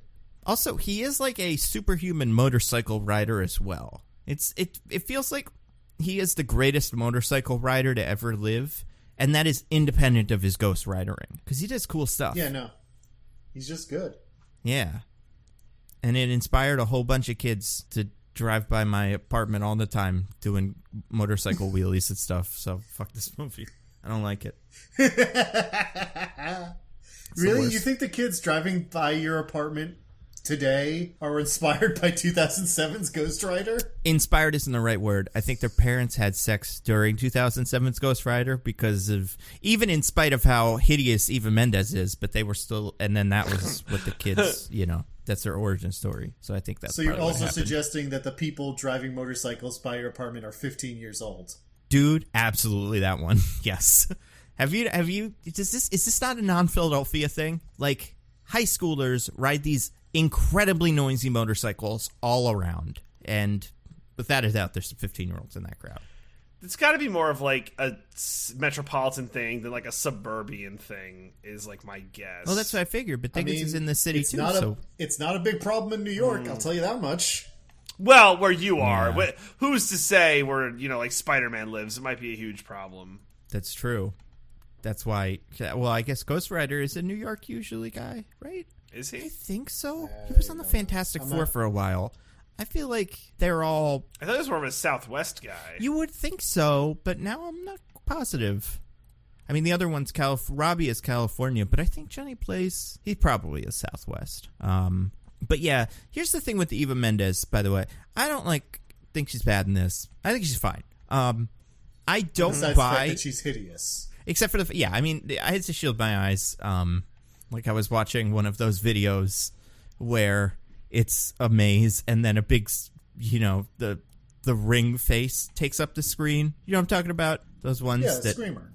Yeah, exactly. I'm watching that the whole time, and it's the worst. But I never buy. It's so funny how her character is supposed to not want to date Johnny Blaze, right? Like she's supposed to be. Yep. And he convinces her. But I never buy that. The whole movie, I'm like, if Johnny Blaze said yes right now, everything's fine. All bets are off. Mm-hmm. Yeah. And that's cool. I like that about her. Is she in the second Nope. one? Not at all. I don't know why either, because it's not like she wouldn't do it. This movie does set up why she would not be in the second one. It's not like the second That's Batman movie where she's just not there for no reason. Well, I guess like it's weird because the movie sets up why she wouldn't be in it, but it's also like, but I'm not. That doesn't seem like a good enough reason to me. Just keep doing it. You just can't be a reporter anymore, right? You get to be the wife to the Ghost Yeah, Rider. there's plenty of superheroes How that fun have is that? wives that have jobs that are just like, yeah, I don't know. The Ghost Wifer. Am I right? Yeah. That sounds right. That sounds wife. Yeah. Maybe she could get Ghost Rider powers too. Oh, Lady Ghost Rider. Yeah. We have one of those. It's like that one Spider-Man comic where his radioactive semen gives That's right. Mary Jane Oh. cancer. It's his Hellfire Devil cum makes her. Oh, God. We do see a little bit of. We don't see that quite in number 2, but we do see him peeing fire. So maybe that is a big problem in the relationship. Oh, yeah. We know that the fluids that leave his body are affected by his Ghost Rider powers. That's true. Well, Yeah. actually, in the second one, that's like a daydream, and it turns out to not be true. But a man can dream. I believe it is. I believe he has the option to turn it on and off. Because in this, he seems to, like, I don't know what Ghost Rider's powers usually are to this extent, like, but he could kind of Ghost Rider a thing if he wants, you know? Mm-hmm. And, like, he could even do, like, pocket sand, and then that's fire. So I feel like if he was peeing, he could make that be fire if he wanted. Yeah, I think so. But, yeah, so then, I've really been trying not to talk about this, but we have to. The bad guy shows up to do bad guy stuff. Oh, yeah. Wes Bentley. I am Blackheart. not sure why he ever got another job after this. One of the absolute worst performances I've ever seen.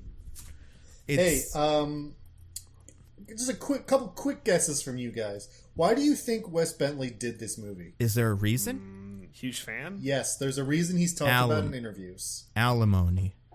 Okay. Big fan of Nicolas Yes. Cage. Okay. Dating TJ, Eva you Mendes got at the guesses? time. Big fan of the comics. Just loves the comics. That's Nick Cage's reason for doing this movie. It's true. His kids wanted him to do it. That's usually That the is thing. Nope. Private Island. Boat. Whatever Nope. Michael Caine's Okay. one was.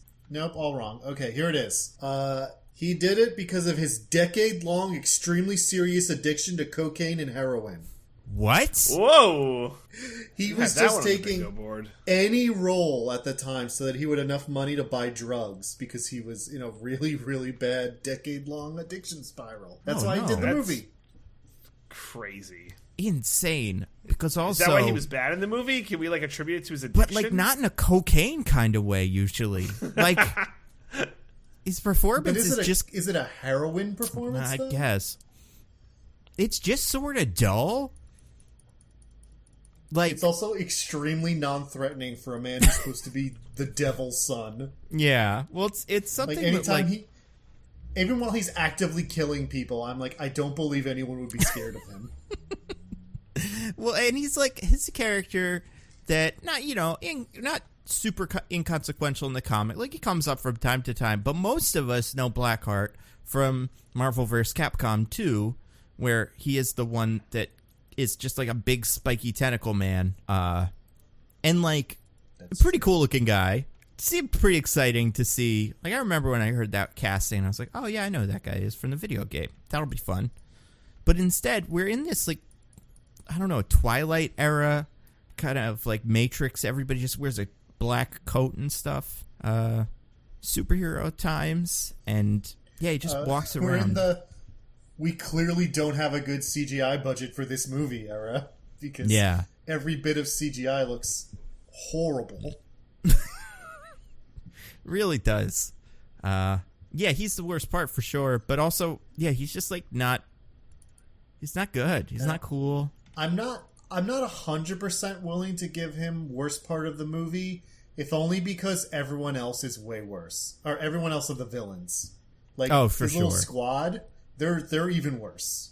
I do feel like there's something about his face that is, and listen, nothing against Wes Bentley's face, but the way that he they gave him spiky hair, and he just looks like such a tool in this. but not like in a cool way or in like a rebellious devil son way. Just like a TV producer kind of look to him. Just like, bro, it's so, bro. Yeah, honestly, like it looks like he's gonna sell me a subprime mortgage. Like, It's the right time for it. Exactly, and that's what his little contract would be in a year. Is a mortgage derivative, whatever. But yeah, he I don't know, he's just so weird, and he just kills a bunch of bikers. In defense of him not being the worst looking person in the movie, the air guy has really bad looking fake sharp teeth, and the single worst aesthetic choice, I've spoken about this before, issues of cultural appropriation aside, it looks horrible, white guy with dreads. Yeah. Well, this feels very Matrix. Like, being like, oh, that highway scene, those ghost guys, those were very popular. Can we have our movie have one of those? Yeah, I guess, kind of. I don't know. We'll do our best. Yeah. I don't know. As a comics person, I don't even know who these guys are. But he says the names once, and I'm like, sure. Yeah. Okay. Just like... Those certainly sound like names. Water spirit guy, earth spirit guy, and wind spirit guy. There was no reason for these guys to be in the movie. Like, at all. Because the mini-bosses that Ghost Rider has to fight. Every single time they're taken down in one movie. Yeah. Just at separate points of the movie. Oh, they're it's huge ridiculous. It's insane. Like, the biggest jobbers of all time. And it's not even to, like, showcase a new power for Ghost Rider. It's just to fill time. Well, it's kind of to showcase a new power. Is it, though? Well, like, the second one, he has to kind of invent the whip, although he kind of already has that. The whip from the first time, because that's true. They knock him into a bunch of chains, and then he takes the chains and is like, now this is my thing. I guess he has to invent hot whip or something, but yeah, you're right. It's like not... They do just show up to be there and trap him to hit him with the truck, which, like, okay, so does Blackheart knows that's Ghost Rider, right? Yeah, because the devil even told him when he was like, I don't like what you doing this. I'm going to send my Ghost Rider after you. Does Blackheart think that'll work? We know, because he's like, you're pathetic. It should have been me. I should have been your Ghost Rider, Dad. I specifically mean hitting him with the truck. Oh, yeah, right? Like, I'm sorry. What do you think Ghost Rider is? Blackheart? A guy? He's Ghost Rider. Yeah, right. Well, that would have been great if it was like movie over. As the devil's son, he is privy to the knowledge that most people don't have, that the one way to put out hellfire is a truck. That's fair. Well, I guess I could see a version of this where, like, Blackheart was busy and he was like, all right, 3 of you. There's a guy, Ghost Rider. You got to kill him. Come up with something clever. And then the way it was, all right, you turn into a puddle. And you're going to grab his leg, and then I'll hit him with my truck. And then I'll probably do it. And they never told Blackheart. And then he melts the Earth guy. The most merciful fate of all, because he doesn't have to keep being in the movie. Yeah, right? He's in and out. It's perfect. What a good effect, too. Where it's so funny because, how did I miss this? 2007 was also the year we got Spider-Man 3.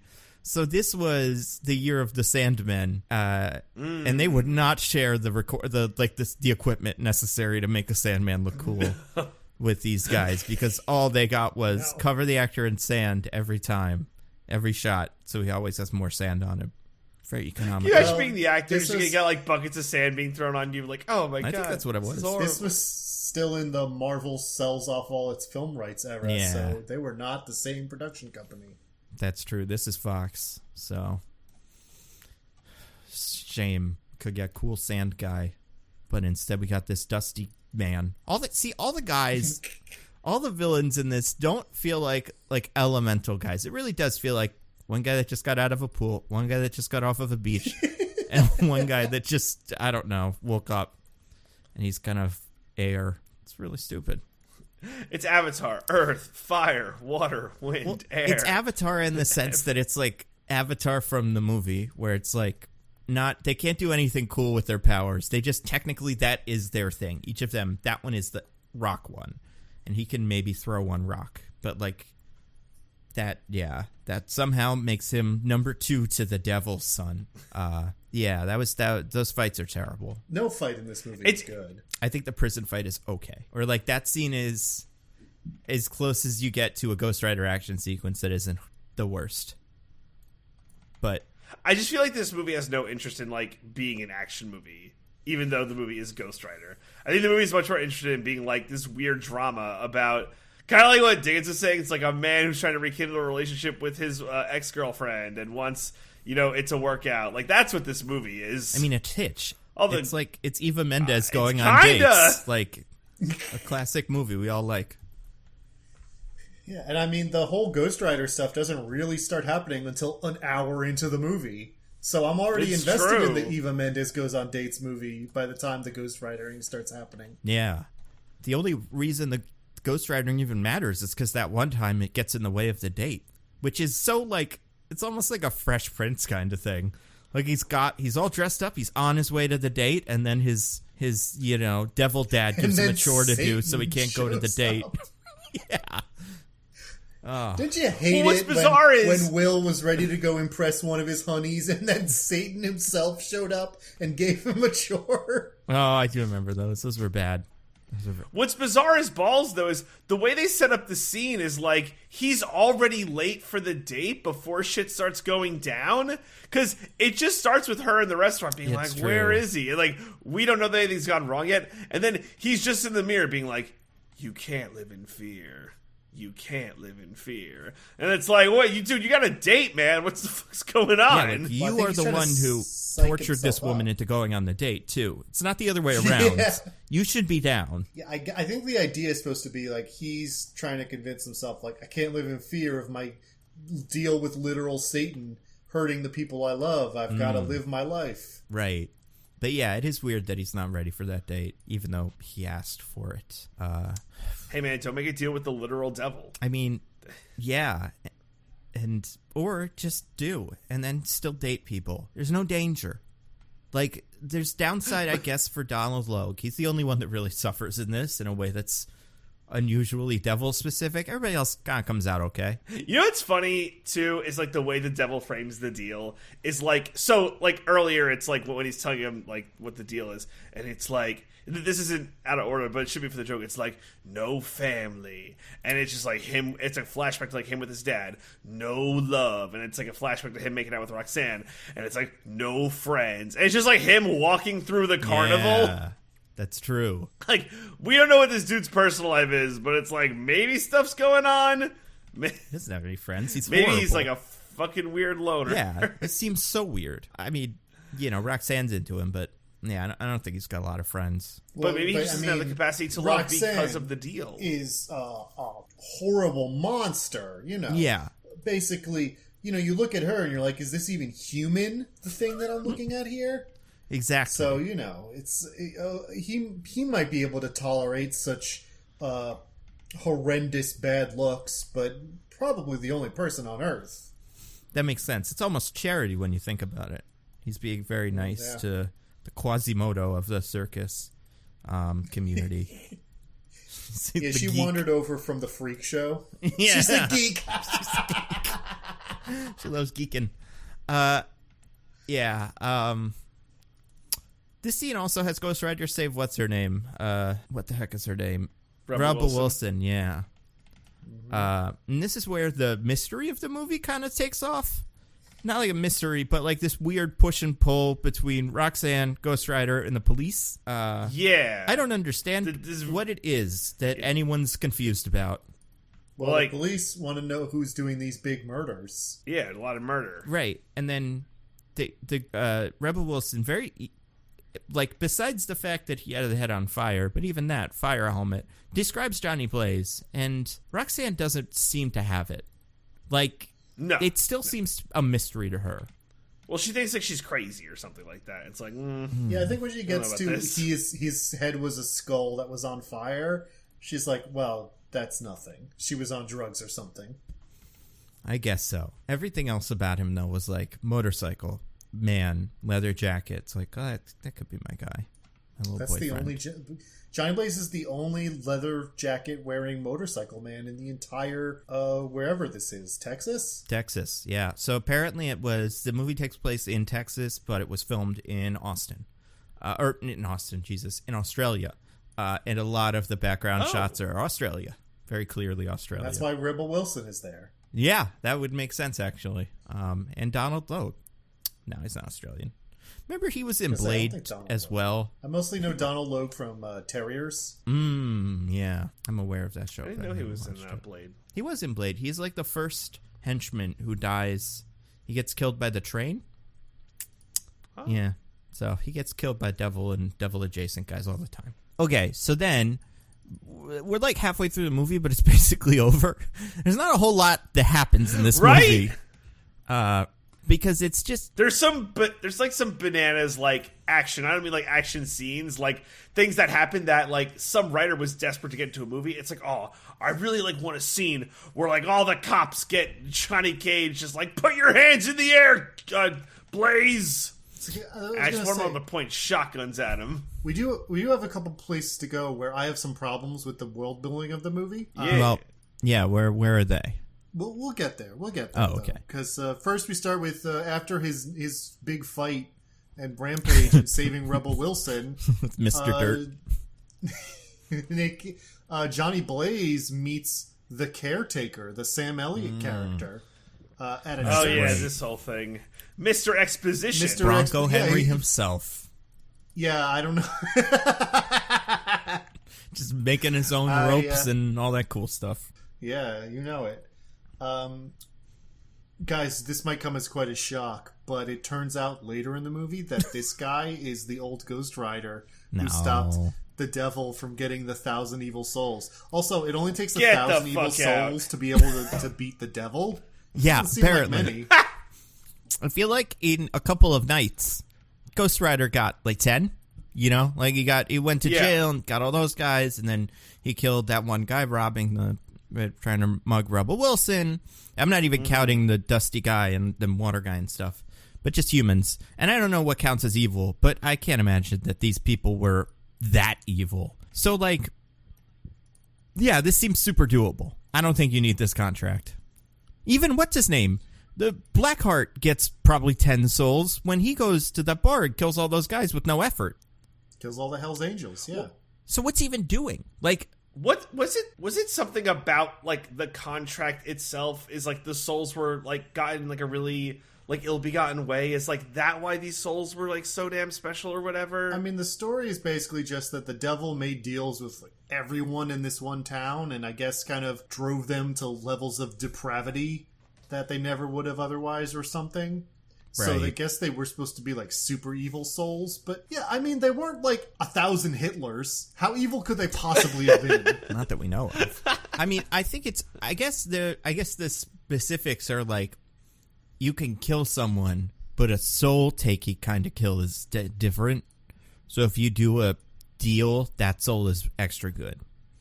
But even like the devil rules over hell, where all the evil souls go. So, right. I'm sure he has more than 1,000 by now. Yeah, I don't know.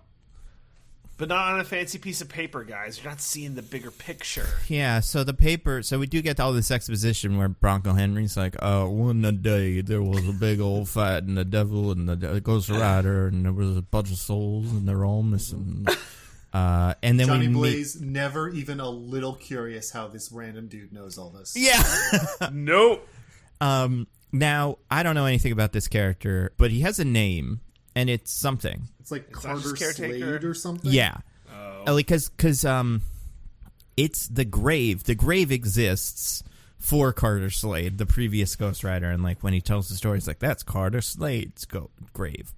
And then during the reveal, when we find that out, that he's the, spoiler alert, the other one, I do feel like it's so funny because Nicolas Cage, Johnny Blaze, is like, you're Carter Slade. And in my head, I was like, who's that? And then I was like, oh, he's the other Ghost Rider. He's Ghost Rider too. But yeah, he's like the fourth role in this movie, or like maybe fifth speaking role in this movie. Only other cowboy man So, yeah, it's pretty weird that the movie thinks this is a secret, but it also does nothing with this information. So, Who cares? Doesn't really matter. It's truly meaningless. Also part of his... no, you go. No, mine's more complicated. I was going to say, as part of his spirit of exposition taking over and forcing him to deliver lots of exposition, he says that the bad guys can't come to here because it's a church and that's hallowed ground. And then later, the bad guy is in a church doing stuff. Now, he does sort of explain this later, where he's like, basically, that weakness doesn't apply to me for some reason. Never explained. But I never fell. I'm not a fallen angel. I guess. I don't know. But yeah, so he is... But that's not explained until after the scene where we see him in a church. So for a second, I was like, is this movie implying that Catholicism is not the one true religion? Right? Like, Catholicism's fake, and so a Catholic church isn't hallowed? Is that the idea? That's pretty smart. That'd be really funny. They just picked a couple of religions and were like, yeah, no, that one doesn't count, though. Mormons are bullshit. Don't worry. That's not a real one. Ghost Rider, you're not protected if you go into a Jehovah's Witness church. It doesn't work. Westboro Baptist Church, funny enough, very good hiding spot from the devil. You would never think to look there. If you can find that one fucking shack where they do all that stuff, go ahead, get there. That's where I put all the souls.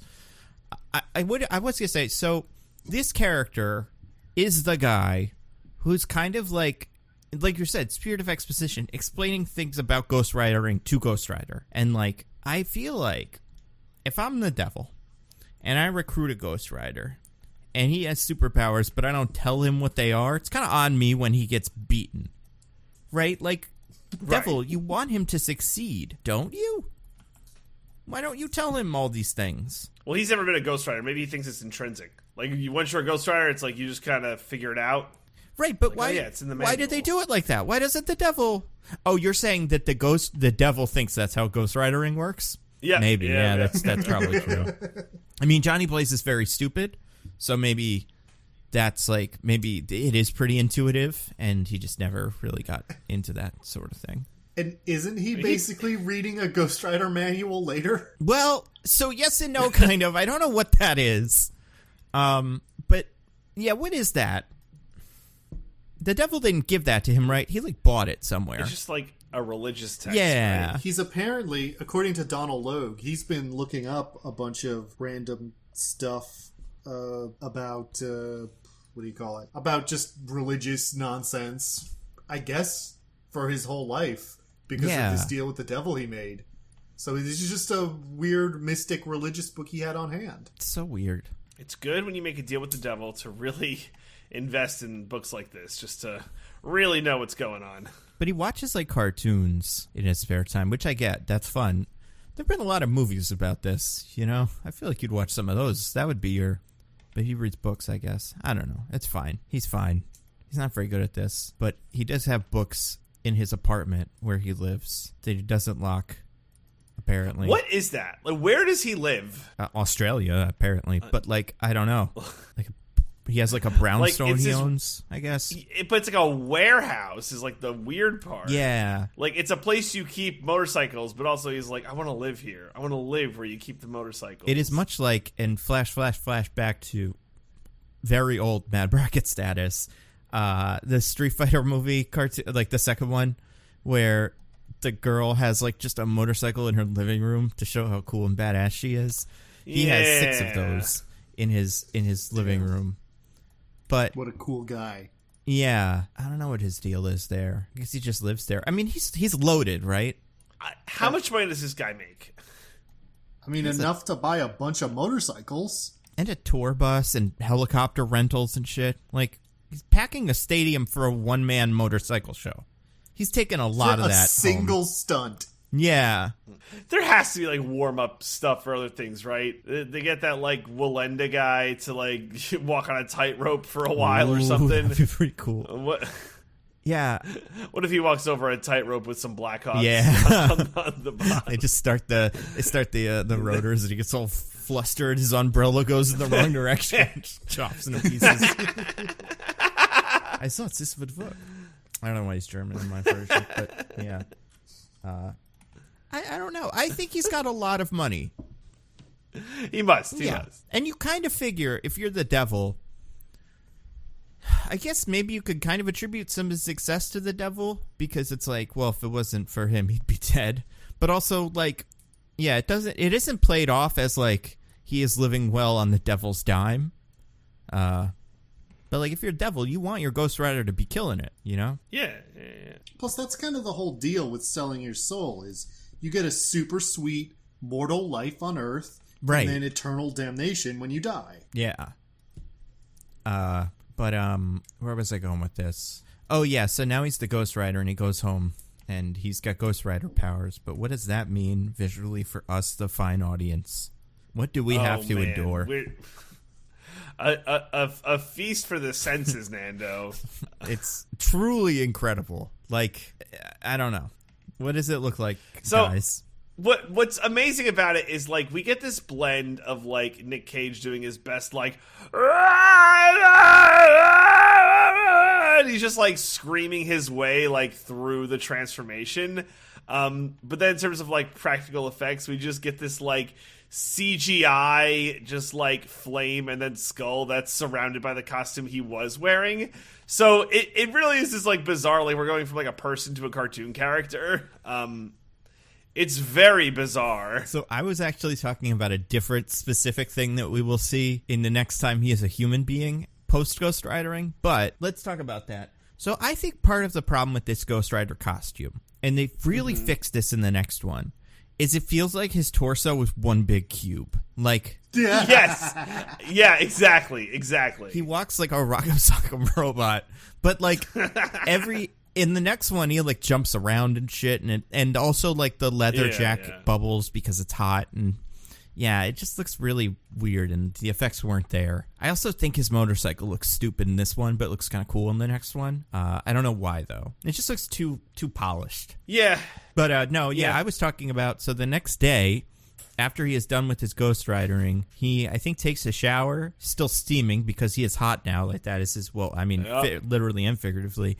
But also, he walks in front of the mirror, and what do our wandering eyes do appear? Our wandering eyes appear. I forgot all about this. The most absolutely terrible CGI abs in history. Oh, like, right. Rippling abs. And I don't think I've ever seen this in a movie before, where I'm like, those are 100% definitely fake. None of that is real.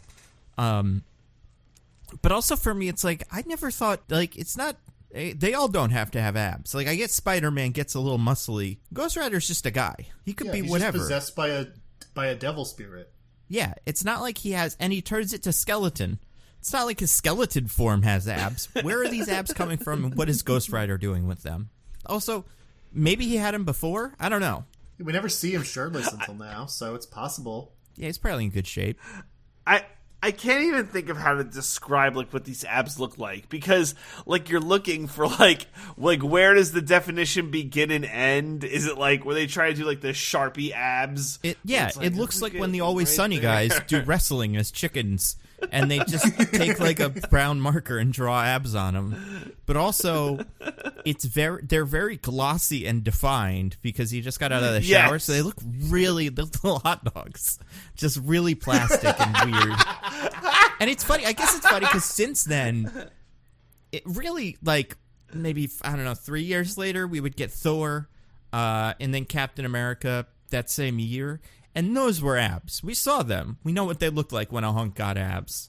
And it looked pretty good. Like, it looked, it didn't look quite as ripped and muscly as this one.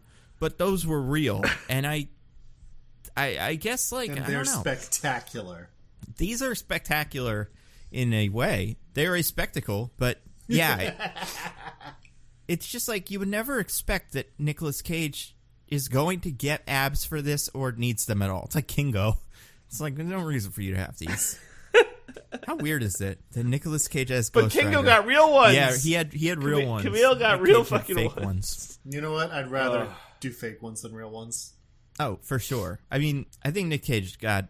I think he looked pretty... It was pretty embarrassing in the moment, but long term, like for his mental health and stuff, this is probably the better move.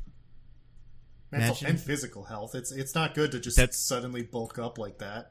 That's a great point. Also, the movie's bad, so it's kind of like Morbius with method acting. Like, is that what you're gonna spend all your time bulking up for? Nick Cage not really a method actor. It doesn't do that. Oh no! I mean with Jared Leto, like. Oh, I know. I'm just sharing a tidbit about Nick Cage and his acting style. Not really a method actor type. Are you sure? I think I read in an article that for the last couple of years he's only worn a loincloth and carried around a big old club to prepare for Croods 2. You mean Awakening? Croods 3? Oh, did they make another one? Well, I guess that makes sense. They seem there's popular. already 2 Croods. I watched the first one. Not bad. Fine. I've never seen the Croods movies, so... What? Mr. Nicolas Cage? I haven't seen every Nicolas Cage movie, and he's just a voice actor in those. Yeah. He's the dad, He's pretty funny in it as like a...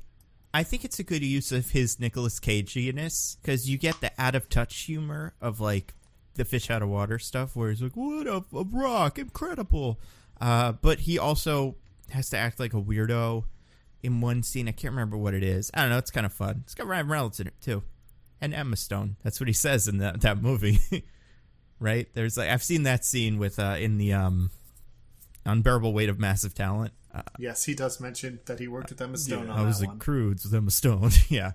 But yeah, so anyway, then he fights one of the elemental guys, probably. That happens eventually. He fights Wind Elemental. Really cool fight. Right, well, he does that after. So, here's my second problem with the world building in this movie. So we have a scene, well, we established that he turns into Ghost Rider in the presence of evil. He tries to tell Eva Mendes all about how he's a Ghost Rider, but she thinks he's crazy, so she just leaves. And then when he steps outside and sees her drive away, a bunch of cops pull up to arrest him because they think he did all the murders that Blackheart did. Now, here's my problem. Fantastic. Here's my problem. If it was true that he turned into Ghost Rider in the presence of great evil, then when all those cops pulled up, he should have burst into a humongous fireball. They should have been smelling bacon from 2 states over from the great luau that he was holding after all those cops came near him. You're saying that because they probably had criminals in the back seats that were doing crimes that they had arrested, our good heroic police. That's what you mean? No. I'm explicitly stating that all cops are evil. And Ghost Rider should have pen and stared every single one of them. Oh my god. Incredible. He didn't have the time. Incredible. He's a busy man. He's got to find 2 more guys and a little scroll. He can't go through the whole Austin PD or Australia PD or whatever. Before he was so committed to all acts of evil being deserving of punishment that he stopped a random mugger on his way to fighting Satan's son. And you're telling me he's among all these cops and he doesn't have the time to, stick an apple in all their mouths and to start up a roast? I don't think so. Yo, I gotta talk about these cops. Let's talk about him. First of all, so a bunch of people die, and like, here's the evidence they find, right? So they have Johnny Cage's the tire prints match his motorcycle from the... I don't know what they thought that was that just ripped through the street or that back alley or whatever. They have the license plate from his motorcycle, and I think there was some third thing. So they roll like 3... The third one's the best one, DJ. It's that there's a witness who said that the guy did some fire effects. Like a stuntman would do. Yeah, these guys know what Mysterio's whole deal is, and they think this is another Mysterio kind of thing, where he's using special effects to do crimes, but they're stuntman effects. Oh, man. Can you imagine, though, if that is what it was? He just dressed up like Nicolas Cage, like Johnny Cage usually does, or, God damn it, Ghost Rider, but it was like a real guy with just like a helmet with 8 or 9 like Roman candles just like taped to it so it was on fire. I think it was a man with the head on fire. It shot off a couple of fireworks into the air and then kind of fizzled out. Didn't get a look at him. Oh god. So right. So I think with the technical term for what Johnny Blaze is a person of interest is what he would be considered, or we're just going for full on murder suspect. But so they roll up like 3 cop cars on this guy. A bunch of cops get out with like shotguns. They're like, Johnny Cage! Or, God damn it, Johnny, please! You're under arrest. I don't even if they say you're under arrest. It's like, get on the ground, or like whatever. Like, they're just coming out almost literally guns blazing to get a person. No Miranda rights, no like you're under arrest or anything. That just like, oh man, I think we found the murderer, boys. Let's crack this wide open. We're the greatest cops of all time. They are. They're good people and heroes to us all. Salute. Everyone salute the cops. Okay. Mortimer thought that was weird. He gave me a look. I don't know if we I don't know if we gave this its due, but like to go to Diggins' point of I hate the world building in this movie. I really feel bad. All cops are evil, and he should have burned them all to a nice crisp, like a delicious pork roast. Okay, well, mine is going to be all Eva Mendes are evil, or like maybe all Roxanne whatevers are evil. So like he tries to legitimately explain to her like what's like going on, that he sold his soul to the devil, and before that she said, I'm crazy subjective. Yeah. Like, just tell me what you think. I've heard so many different crazy things in my time. Just tells me, and he says the thing, and she's like, "Wow, you're such a fucking liar, you piece of shit." Right? And it's like trying to make up a lie about how you sold your soul to the devil. And also it's my the favorite trope, when a person in a supernatural situation tells a loved one after they reassure them over and over again, like, I won't think you're crazy. And then they tell them and they're like, wow, you're crazy. but it's not even that it's like, oh, I think, here's why I didn't go to our date. It's because I'm ghostwritering. Even like before that, she had someone else describe Ghost Rider to her. And then he says, right? I'm Ghost Rider, skull on fire, magic, all that shit. And even then Actually, she's like, that doesn't Nando. even make this sense. This is the thing I noticed at the time. He does not actually describe what the Ghost Rider looks like. He just says he turns into a monster. Because I was thinking, like, if he says man with skull on fire, she's heard that before. She'll start connecting the dots. And so he never does, for no reason. Yeah. But, like, he says I turn into a monster. She hears skull on fire and wouldn't be like, I wonder. Like, she's not even kind of curious if, like, maybe these are the same thing. She's just like, wow, you're a fucking asshole. You don't want to be with me. And, like, obviously, Eva Mendes, you're hideous. He'll take any excuse, He's going to pretend he's a werewolf for all you know. Maybe that is just, like, her lived experience as the ugliest woman on earth, It's just like, yep, and pretend to be Dracula. It's fine. I just found it very strange that this reporter was just going to bring no curiosity or anything to this. After, like, a weirdly supernatural thing, where she's going like, hey, you ever read the Bible? Sulfur's a thing, so, maybe it's a religious nut. Or maybe it is some, like, fucky shit. You don't know. Yeah, she sucks. Seems like everything's on the table. All right? Yeah. But you guys, so yeah. I love the interrogation scene. Can we talk about the interrogation? So he is taken in for questioning by 2 cops who are like, you did these murders, Johnny Blaze. And he's like, he is licking every boot. Oh, sir, you're such a fine officer. I just want to be a police officer like you one day. I'm going to quit and do police officer things. But I didn't do that murder. And they were like, please, if you, and I, cops do this, and it's crazy that they're allowed to, but like they'll say like, oh, we'll help you out, you'll if you don't want to stay in prison tonight, you confess, we'll see what we can do. And first of all, Johnny Blaze, ask for your lawyer. Everyone knows that, but he doesn't do that. Whatever. Yeah, right. You're famous. And he's rich. He's got to have a lawyer. Yeah. Get Daredevil. He's out there. Probably not in Austin, but yeah. Get She-Hulk. Seems like kind of thing she'd do. But they say that to him, and he goes, I wish I could help you, officers, but I didn't do it. And the officer, one of the guys, and this is how the scene ends, goes, damn it, and snaps his fingers, and then it's like, shucks, we couldn't get him to confess to murder. Darn it, I thought we could do it. Always failing at these murder confessions. By the way, Nando, it's funny you mentioned that. In the novelization of the Ghost Rider movie, which usually those are working off of earlier versions of scripts, so they were in them. There are like details in those novelizations were in the scripts. The end of the movie is supposed to imply that all of his legal troubles went away thanks to some hotshot New York City lawyer, which was supposed to be implied to be Daredevil. That makes sense. Because he heard about a Daredevil doing Daredevil stuff, and he was like, I'm a Daredevil. I'd like to see that. Yeah, I love Daredevils. That's why I named myself Daredevil. Let's go check it out. But yeah, that would be cool if he did that. I guess they owned him, too. This is Daredevil was Fox as well, so they could have crossed over. The X-Men also could have been helpful.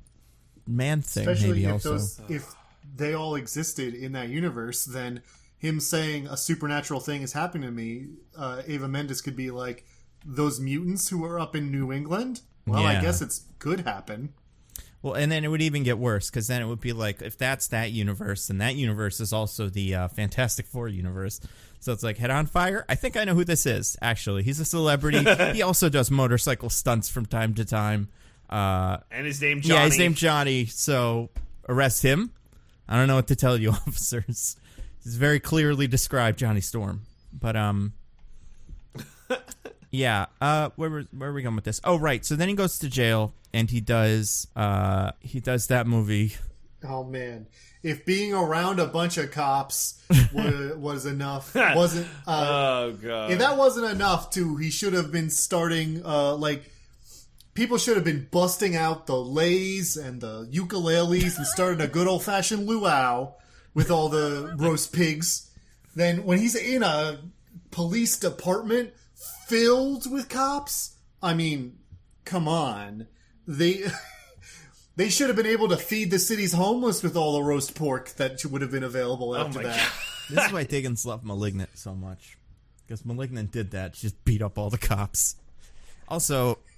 We got that's what the movie was. We got a Malignant scene here where everybody in the lockup is way too mean to the guy in lockup for no reason, so that he could fight them all, and it's cool.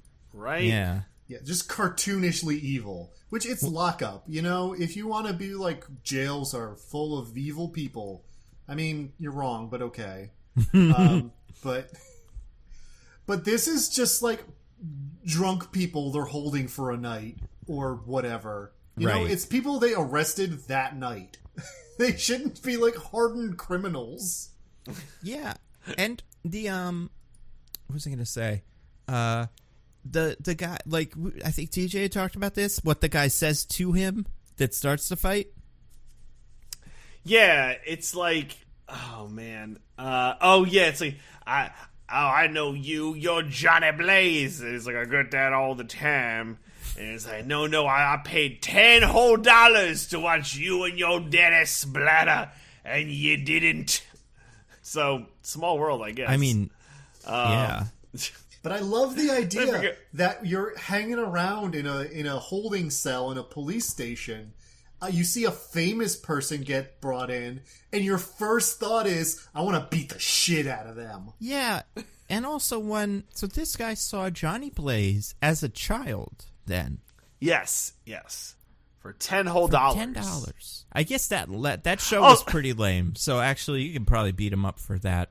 No, but that's the thing. To watch you and your daddy splatter onto what? Like the 5-foot drop to dirt? Also, if one of them splatters, I'm pretty sure the other one is not going to go on. One of the two is splattering, but then the show is over. It's not like, let's see if Johnny can do it. In Barton's memory, Johnny's going to try the 1-foot jump through a ring of fire that's way bigger than a motorcycle.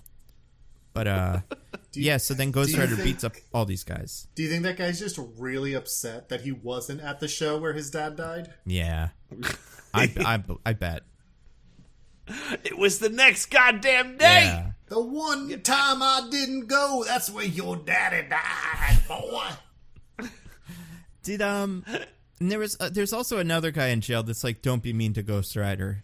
And yeah, this poor kid, it seems like he was probably just put in jail because the police were bored. And like this poor kid's just like sitting there, he's like, hey man, leave him alone. And then the guy fucking backhands him. Yeah. This poor kid. Now, who they put in a hoodie, because that's how you know, oh, this kid's in a hoodie. He's probably that's right. Gonna cause a lot of problems. Now, from this point on, Johnny Blaze is done. There's no more Johnny Blaze. It's all Ghost. Like, no, he can't be Johnny Blaze anymore. Yes. So that's weird. It's also weird. I hate these scenes when they happen and there's no cop and nobody Like, they're just able to walk right out of this holding cell. Malignant does the same thing, where they beat everybody up. In this one, it's even worse because he just leaves. He just, like, makes a hole in the jail cell and leaves. But I do like how he doesn't judge that kid and very, very, like, slowly says, innocent. What's with the Ghost Rider voice, by the way? And all the bad guy voices, we, like, barely, like, talked about this, but so, like, with Blackheart, like, he would be talking like this, but then there'd be a little voice in there. Yeah. And it's like every voice was put over like a filter that in post-processing they're like, oh, this is gonna sound so badass. Well, and Ghost Rider kind of talks like the Hulk in this. It'll be like, no sin bad. Like, where'd that come from? He's just really upset that, Sinbad doesn't perform much anymore. That's true. This is 2007, so this is when he should have been at his peak.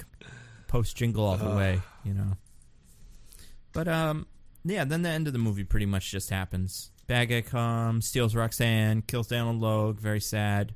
Beats up Ghost Rider, but then not really, right? Yeah, it was weird, because, like, Ghost Rider only has one move, and it's his penance stare, and it's like, since he can't do that because Blackheart has no soul, it's like, he doesn't have anything for him. It's like we could punch a bunch, I guess, but that's it. Then what did the devil think Ghost Rider was going to do?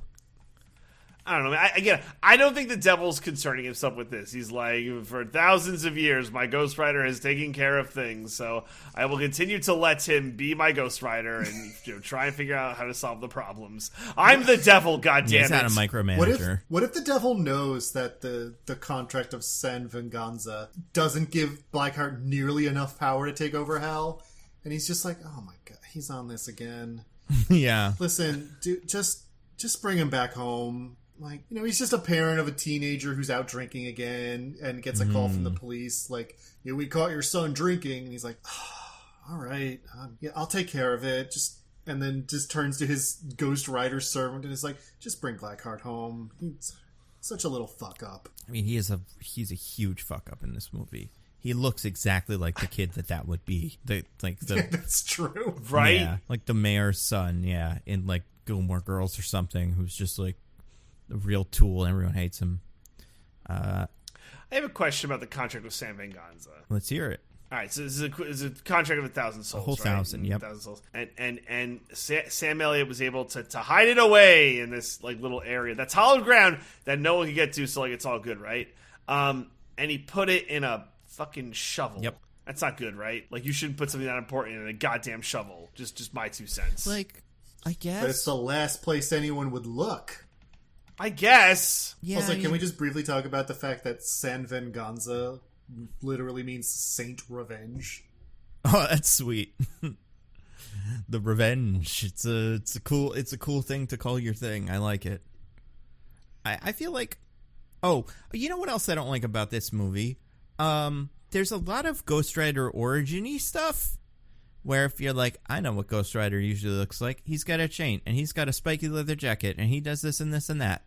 Every scene, he needs to get a new piece of his outfit. I think it's a video game where, like, by the end, he has the batarangs that can freeze you so he can fight the next bad guy. But, like, the part where he goes to jail, he steals the guy's jacket, and then he gets spiky jacket, and it's like, I was like, that's pretty much what he was already wearing. That's not that different. It's not like he was wearing a t-shirt before. Just a slightly different leather jacket. Different leather jacket. Yeah. It's 5% more jacket, guys. Come Apparently. on. Or spikes, whatever. It's a big deal. It's so much cooler. It's also not that cool. So much cooler. Like, it's pretty dorky looking jacket. The makes him look like a box is so It really accurate. does. Like, he just looks like a fucking Which is box. extra weird because he's a skeleton. Like, he has little skeleton hands and stuff, kind of, sometimes. So, like, he should be really bony, which, again, something the second one gets way closer to. Where was I going with this? Oh, this part was weird, right? I don't remember how this scene took place or who someone was talking to. In fact, I'm pretty fuzzy on the details, but somebody. So at one point, the Devil Man or something, not Blackheart, is talking to someone, and he's like, Ghost Rider. Oh, God, what is this scene? I cannot remember.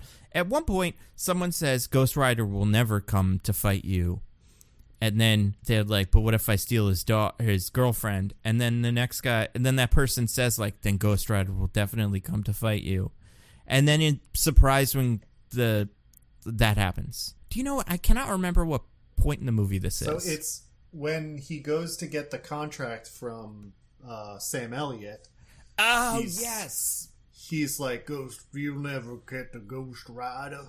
And then what if, then like you said, what if I steal his girlfriend? And Sam Elliott says, then he'll visit all the forces of... I don't know why this is my Sam Elliott voice. That's good. Keep all doing of these it. voices sound like the judge in the Main Justice SNL sketch that I love more than any other SNL sketch, which is just basically Colonel Sanders. It's like, I'll give you all the most ghost riding you ever did see.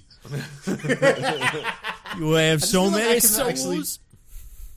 I feel like I can actually do a decent Sam Elliott if I try. I don't know why that was what I defaulted to. But yeah, he's like, Ghost Rider will visit all the revengeance of the world down upon you. Yeah. And then it's like, don't tell him that, buddy. That's that's bad information to give the bad guy. Yeah. I don't understand it. What if I kidnap this innocent woman? Oh, then you'll definitely get what you want. That'll 100% work. Easy. Yeah. He should have been like, you definitely shouldn't look in the shovel. Yeah. Whatever you do, stay away from my precious goddamn shovel. I'll fucking kill you. You stay away from my shovel. I don't get it. It's so weird. Blackheart's so awful. And then like later, right? So when Ghost Rider has to go to Sam Elliott, he's like, I gotta go get him because he's got my girl. And Sam Elliott's like, I know, I kind of put this plan into motion. And like, he's ready to give him the contract. It's like, you didn't sell your soul for selfish reasons or anything like that. You did it for good reasons. So you're unpredictable and you're just the kind of person we need to save us in our hour of need. And it's like, listen, man, if you're Sam Elliott, maybe you're like, it's just a girl who's not that into you. Plus, she's the ugliest woman on the planet. Maybe we just keep the contract of Sam Van Gonza. That's true. I mean, eventually the Blackheart will want to get rid of her. You know, like, listen, I know I'm the son of the devil, but I could only, spend so much time. I can with only her. stand to look at such monstrous, inhuman depravity given physical form. Just the most unbearable visage of any I've ever seen. I have looked upon demons whose very physical forms would drive a man mad to gaze upon. The twisted spawn of the devil himself, designed in every feature and facet to torture mankind for all eternity. And yet I have never seen a woman as ugly as Eva Mendes. Yeah, and also she's probably like sitting there in Sam Van Gonza with some fucking novelty toy or something, and he's just like, she's got a Rubik's Cube. Be like, hey, do you know how to solve this thing? It's so complicated. He's like listening to her Billy Big Mouth Bass, and he's like, God, I get some space from this one. Just goes, do you think I'm pretty? He's like, I don't know, man. He's like, I'm the spawn of the devil, which means I'm gay, since being gay is evil. According That's to true. This movie could be played in Saudi Arabia. They liked it, in fact. Yeah, China fucking loves this movie. But then, so she gets kidnapped. Whatever. Ghost Rider goes to Sam Elliott's guy, Bronco Henry, and he's like, we got to go do this, like all these things we're saying. And Bronco Henry is like, I'll help you do it. And Ghost Rider's like, I would assume Ghost Rider says, oh, cool, you're going to help me fight him. And then this guy beckons a horse was around, I guess. Because it's not like the horse didn't exist before this. He must have had it. It's not a magic horse. The horse is magic, but like not yet. And then Nicolas Cage is like, oh my God, you're that guy from the gravestone, the only other named character in this story. And they have to ride 500 miles or something. And this guy gets on his horse and he's like, can you even catch up with me, old man? And the horse turns into fire. And I remember watching this and being like, that's cooler than the motorcycle. I Ghost Rider drive that instead. Also, a great 15 years early reference to the best Fast and Furious movie, RRR, where the two heroes, the two friends who are like free will and destiny opposites, but they have become friends, ride a motorcycle and a horse, respectively. Best Fast and Furious movie so far. Ooh, what if they got the RRR director to make Fast X? Ooh. Probably free. But then, well, actually, probably not free, but he'd probably do it. What was I going to say? This is the one shot I like in this movie, by the way, comes here. Ghost Rider is like, all right, old man, let's go do our ride, and sits down into the motorcycle, turns the motorcycle on, and turns to Ghost Rider in like one shot, and it looks kind of cool. You guys know what I'm talking about? And even the overhead of like when they're riding with the fire trails, I like that was pretty cool. And then they both get to there. They get to the place because they have special cars / motorcycles, horses, whatever. And then they come up with a plan to fight Blackheart together. What's the plan? The plan? Sam Elliott's like, I only had one of these left. I just used it. So, goodbye forever. It's so weird. What the fuck, man? And like later, there's like someone does a random shotgun out of nowhere. I'm like, oh, Sam Elliott with a shotgun. It's like, no, Eva Mendes with a shotgun. Like maybe just as a Sam guy. Elliott's shotgun. That's where he gets it. Shotgun. He gives him his shotgun before he goes away. I guess there's that much. Yeah. Well, no, he gonna give it to that at the ranch. All right, like, come on. It's true. I mean, yeah, it's a thing where does he die at that moment? Like when the whole thing's over, like Sam Elliott just like goes to heaven or hell, I guess, or whatever. Or does he just live out his life as an old man without Ghost Rider powers? I always thought there was going to be like a final confrontation with the devil where it was going to be like, all right, Johnny Blaze, one last thing. You got to come with me because of the fine print, blah, blah. And Sam Elliott's like, no, take me. It's my time, blah, blah, blah, blah. Right. Because then if... I was a bad boy. Like if that's the story, then it's like, Sam Elliott, stay home. We don't need you. Yeah. And you can use Ghost Rider powers later. Like... Yeah, if he had said beforehand, like, I'm gonna come with you, but also I'm only gonna be able to join you for the ride over, and then I'll turn to dust because that was my last Ghost Rider, and I would be like, well don't come then. Yeah. It doesn't sound worth it for either of us. I feel like it's not like it's some secret city, and also I feel like the ride probably pretty loud. You know, I imagine maybe Sam Elliott was trying to be like, so it's pretty cool, huh? And then this guy's like, what? And he's like, it's fine, I'll tell you when we get there. Because, yeah, it's not like they're on the same motorcycle. They can't keep each other company. They're just both riding things at the same time. I mean, at one point, like, Ghost Rider has to fight the water goon. Just have Sam Elliott kill the water goon. Like, that would be impossible. Something. This is the water goon, and they are fireman. That's a match made in hell, as far as I'm concerned. Yeah. But then, yeah, so we fight Water Goon. Another just like incredible fight.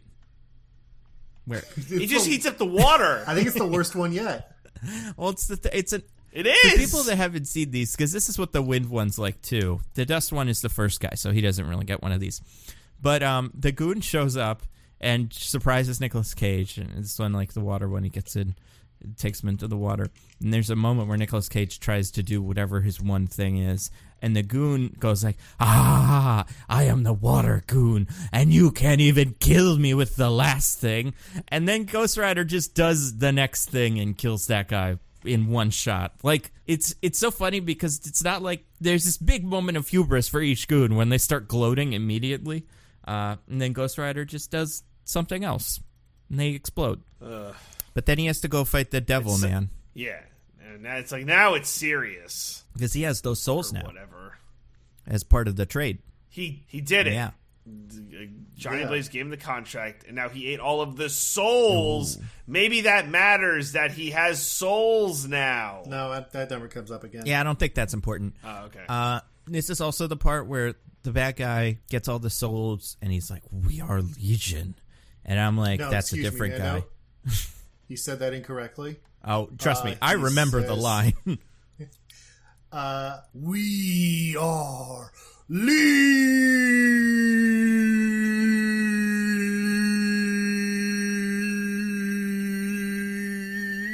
So I don't know about you, DJ.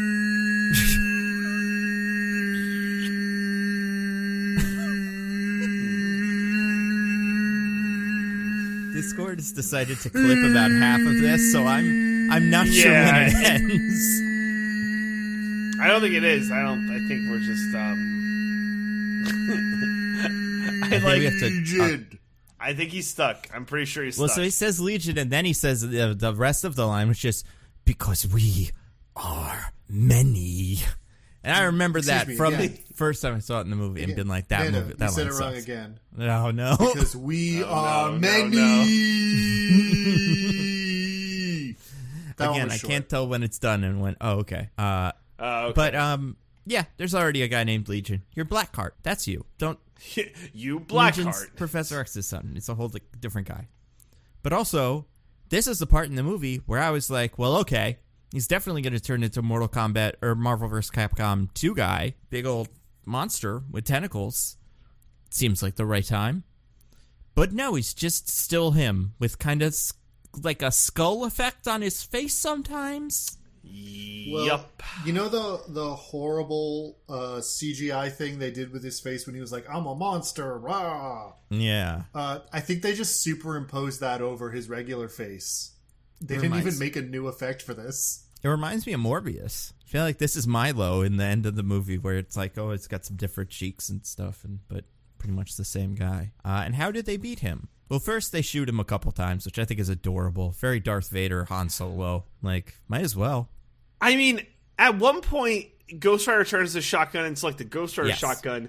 And that seems to like really do some damage after the souls. If he had done that like pre-soul absorption, might have been able to do some damage. I think he could have killed him. I mean, this guy seems super weak to shotguns. Eva Mendes blows his head up, and then when Johnny Blaze turns it into the Ghost Rider shotgun, he blows his entire body up. Yeah, that's true. Shotguns are pretty cool, I guess. So if this guy is now more powerful than Satan, could go down to hell and overthrow the devil, does that mean if you shot the devil with a shotgun, he would explode? Shh, don't tell him that. That's a secret the devil doesn't want us to know. It's a very cool devil secret. I mean, they made a video game of this, so maybe in the video game you do fight the devil in the end. With the shotgun, probably. I also feel like there's a moment, I don't remember this super clearly. Well, no, I feel like it kind of has to play out this way, where Eva Mendes shoots him a bunch of times, and it's cool, and then she runs out of bullets. And then Ghost Rider's like, give me the gun. And she's like, it's out of bullets. And I'm like, just fucking go with it. Stop. Why do you have to make this so complicated? He has magic. It's probably magic. Maybe he has bullets, you know?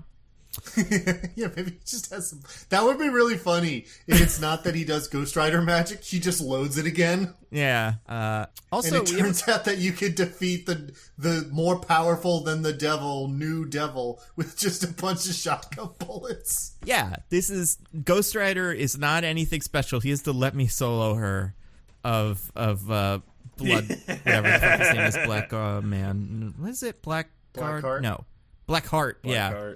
It's like Blackguard. I was thinking of Pete Davidson from the Suicide Squad. But I thought you were thinking of your favorite character, Theseus from Hades. Oh, I forgot about him. He's pretty cool. Because he always calls Zagreus a blackguard. Oh, that game was great. Yeah. It was great. Are they working on anything else? Probably. I don't think they've announced it. You think Ghost Rider could kill all those gods? Probably. Yeah, shotguns. Yeah, they've never even seen a shotgun before. Yeah. That's the DLC god they're going to add. You can, like, befriend all of the Greek gods and also Ghost Rider, and you get a shotgun. Honestly, it's pretty much that Jesus gun from late game. But, where was I go with this? Oh, right. And then the movie ends with the devil comes back. Pretty good. Oh, wait. We didn't actually say how they kill, what's his name? The devil. Or, Blackheart. Oh, with the shotgun. Blackheart. Well, beyond that, as this is the thing with why this movie is so boring. Is that Ghost Rider kills 4 guys, 4 supervillains, air quotes, but like the 3 goons and then Blackheart, every single one he just kind of looks into. Like, falls backwards into a victory. Because with this one, he had no strategy. It really was just shoot him a couple times, and if that doesn't work, it wasn't part of the plan that he gets the souls, and then, once he has souls, I can use the penance stare on him. Like, that wasn't part of the plan? I don't think it was, no. Because if it... Oh, I thought that was part of the plan, then that's the plan. You give him the souls immediately. Have Sam Elliott do it. Doesn't matter. Anybody gives it to it and then do penance stare and you're done. Plus then, I feel like there would be a thing then when he eats up all the souls, instead of being like, oh no, Johnny Blaze would go, Ah, got you now. Right, yeah. You know? I'm gonna fake out. Yeah, just like I get, like this Ghost Rider is just he's an idiot. He doesn't have a plan. I mean, I wouldn't bank on this if I were Ghost Rider. I'd go in and like give him all the souls and they'd be like, all right, it's penance stare time. And he'd be like, that doesn't work. And I'd be like, fuck, all right. Guess you're the devil now. All right, Nando. Time for the crucial question of the episode. Could you beat a Ghost Rider? Ghost Rider. Probably not. I don't... Because of all your sins. Well, yeah, that would be tricky. I guess like sins... So sins... the kid that's innocent is probably not like the best person that ever lived. He's probably just some guy. So you'd have to assume unless you're some sort of very, very specific criminal. Like it's not like... If Ghost Rider can pen and stare any of us and still mess us up just because we like litter, then it's going to be trouble. But if you haven't done a murder, pen and stare doesn't really get you. I don't know if I could kill him though, because no one can, not even the goons. What would I even do? You know? Well, Nando, these are Christian sins, so if you do enough premarital sex, that'll probably also get you. That's true. That's true. Could I buy indulgences though, or something? I guess we don't do that anymore.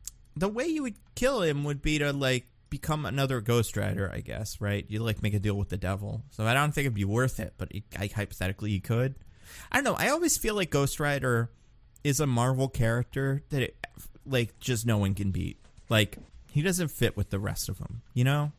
Yeah. Like, him and Iron Man shouldn't have too much trouble fighting the Mandarin because he could do the penance stare to him, you know? Like, there's nothing... I don't know. Well, I feel like with Ghost Rider, a lot of the times, it's like when he's doing stuff, it's like, oh, I gotta just kind of, deal with hell nonsense. Yeah. I can't be bothered with your people's problems. Right, like there was that. I got hell. There was stuff. one comic, I can't remember what it was called, but it was like, I don't know, Magical Suicide Squad back maybe like 10, 15 years ago, probably less. And Ghost Rider couldn't help because it was his job to just keep driving in a circle to keep the portal to hell open. So they do give him like chores to do to keep him busy. Was it the Circle of Something Thor? like that. Yeah, I think that was what it was called. Yeah. It was pretty good. That's a good but one. Yeah. You got Agent Venom in that one. Very, very it did, fun. and it had at the end. It was like Venom plus Hulk plus Ghost Rider plus something else. It's just like an insane super monster they came up with to, I guess, fight the devil. But yeah, it's a weird. It's like Ghost Rider. Yeah, it just doesn't fit. Also, we haven't even talked about this. We keep saying the devil, but we should be saying Mephisto, that classic character from WandaVision, is actually in this one. Yeah, right? Yeah. It was Mephisto. He might be in Doctor Strange. Maybe that's why we're covering it, is because this is finally the time Mephisto showed up. It's pretty cool. Oh, what if Ghost Rider's in Doctor Strange? Wouldn't surprise me. They're friends. That would fit very well. Probably Nobody in this movie ever says Mephisto, though, as far as I know. It's on IMDb, but I think... I don't know. I guess it's like understood that the guy that Ghost Rider makes a deal with is always specifically Mephisto. So they do say Ghost Rider in the movie, thank God. I think it's a silly name. He has his crucial line, I am the Ghost Rider. Yeah, like if you're a Ghost Rider, do you think they have to recruit people that do a lot of driving? Could Mephisto just pick somebody who just takes the bus? That's true. It's got to be like a horse or, car, skateboard, yeah. Wasn't there some storyline where they showed a whole bunch of past spirits of vengeance, and they're always riding something? Yeah, there's the one that rides a bear, one rides a T-Rex, one rides an F-22. But, there's something about it where it's like you have to have locomotive. You can't just run. There's no just running Ghost Rider. Well, then you'd be Ghost Runner. That's true. Yeah. Hey. What about like a hoverboard? Something. Usain Bolt couldn't have been like a spirit of vengeance. No, that's his whole thing is that's running. the main thing. However, Oscar Pistorius, maybe he could because he has those blades. Oh, good. Fire blades! Yeah. Oh man, potential for him. And he's a What murderer. about Heelys? So, Do you think you could have Heelys that would light on fire? Oh, fire Heelys! Just that would be Ghost amazing. Ride around the mall. How does the movie end, you guys? The devil is like, cool, you did what I asked. You don't have to be Ghost Rider anymore. Yeah, you just, hey, shake my hand, I'll take away your Ghost Rider powers, and you get to live a happy life for the rest of your life. And then he does that, and then it's cool. No, then he's like screw you, devil. I hate the devil. I'm gonna go fight the devil. Well, I mean, to be fair, he's like, the devil is like, and now you can marry Roxanne. And Nicolas Cage takes one look and goes, oh, shoot. I actually have unfinished business with the devil. That guy. You. We're going to fight for eternity. Sorry, Roxanne. Can't get married. Very busy with devil stuff. And then they break up again. Yep. I think she should stay with him. I gotta go off and do devil stuff. But like, she should very much apologize for being mean. But like, so she's still like, if Blackheart or someone Blackheart-esque shows up, they're still gonna go kidnap her. Just, I feel like you want to keep her near your person so you can defend her from Blackhearts and such. See, to me, that's always the fatal flaw of the superhero storyline of, I have to stay away from all of my loved ones so that my villains won't go after them. It's like, the villains know you still care about them. They're not going to be like, well, they broke up, so probably if I threaten her, he won't care. Right? Yeah, and this one doesn't have a secret identity. He's just Ghost Rider now. So Johnny Blaze equals Ghost Rider, so Ghost Rider's ex-girlfriend is Johnny Blaze's ex-girlfriend, so get her. Like, it doesn't make any sense to me, besides that she's hideous.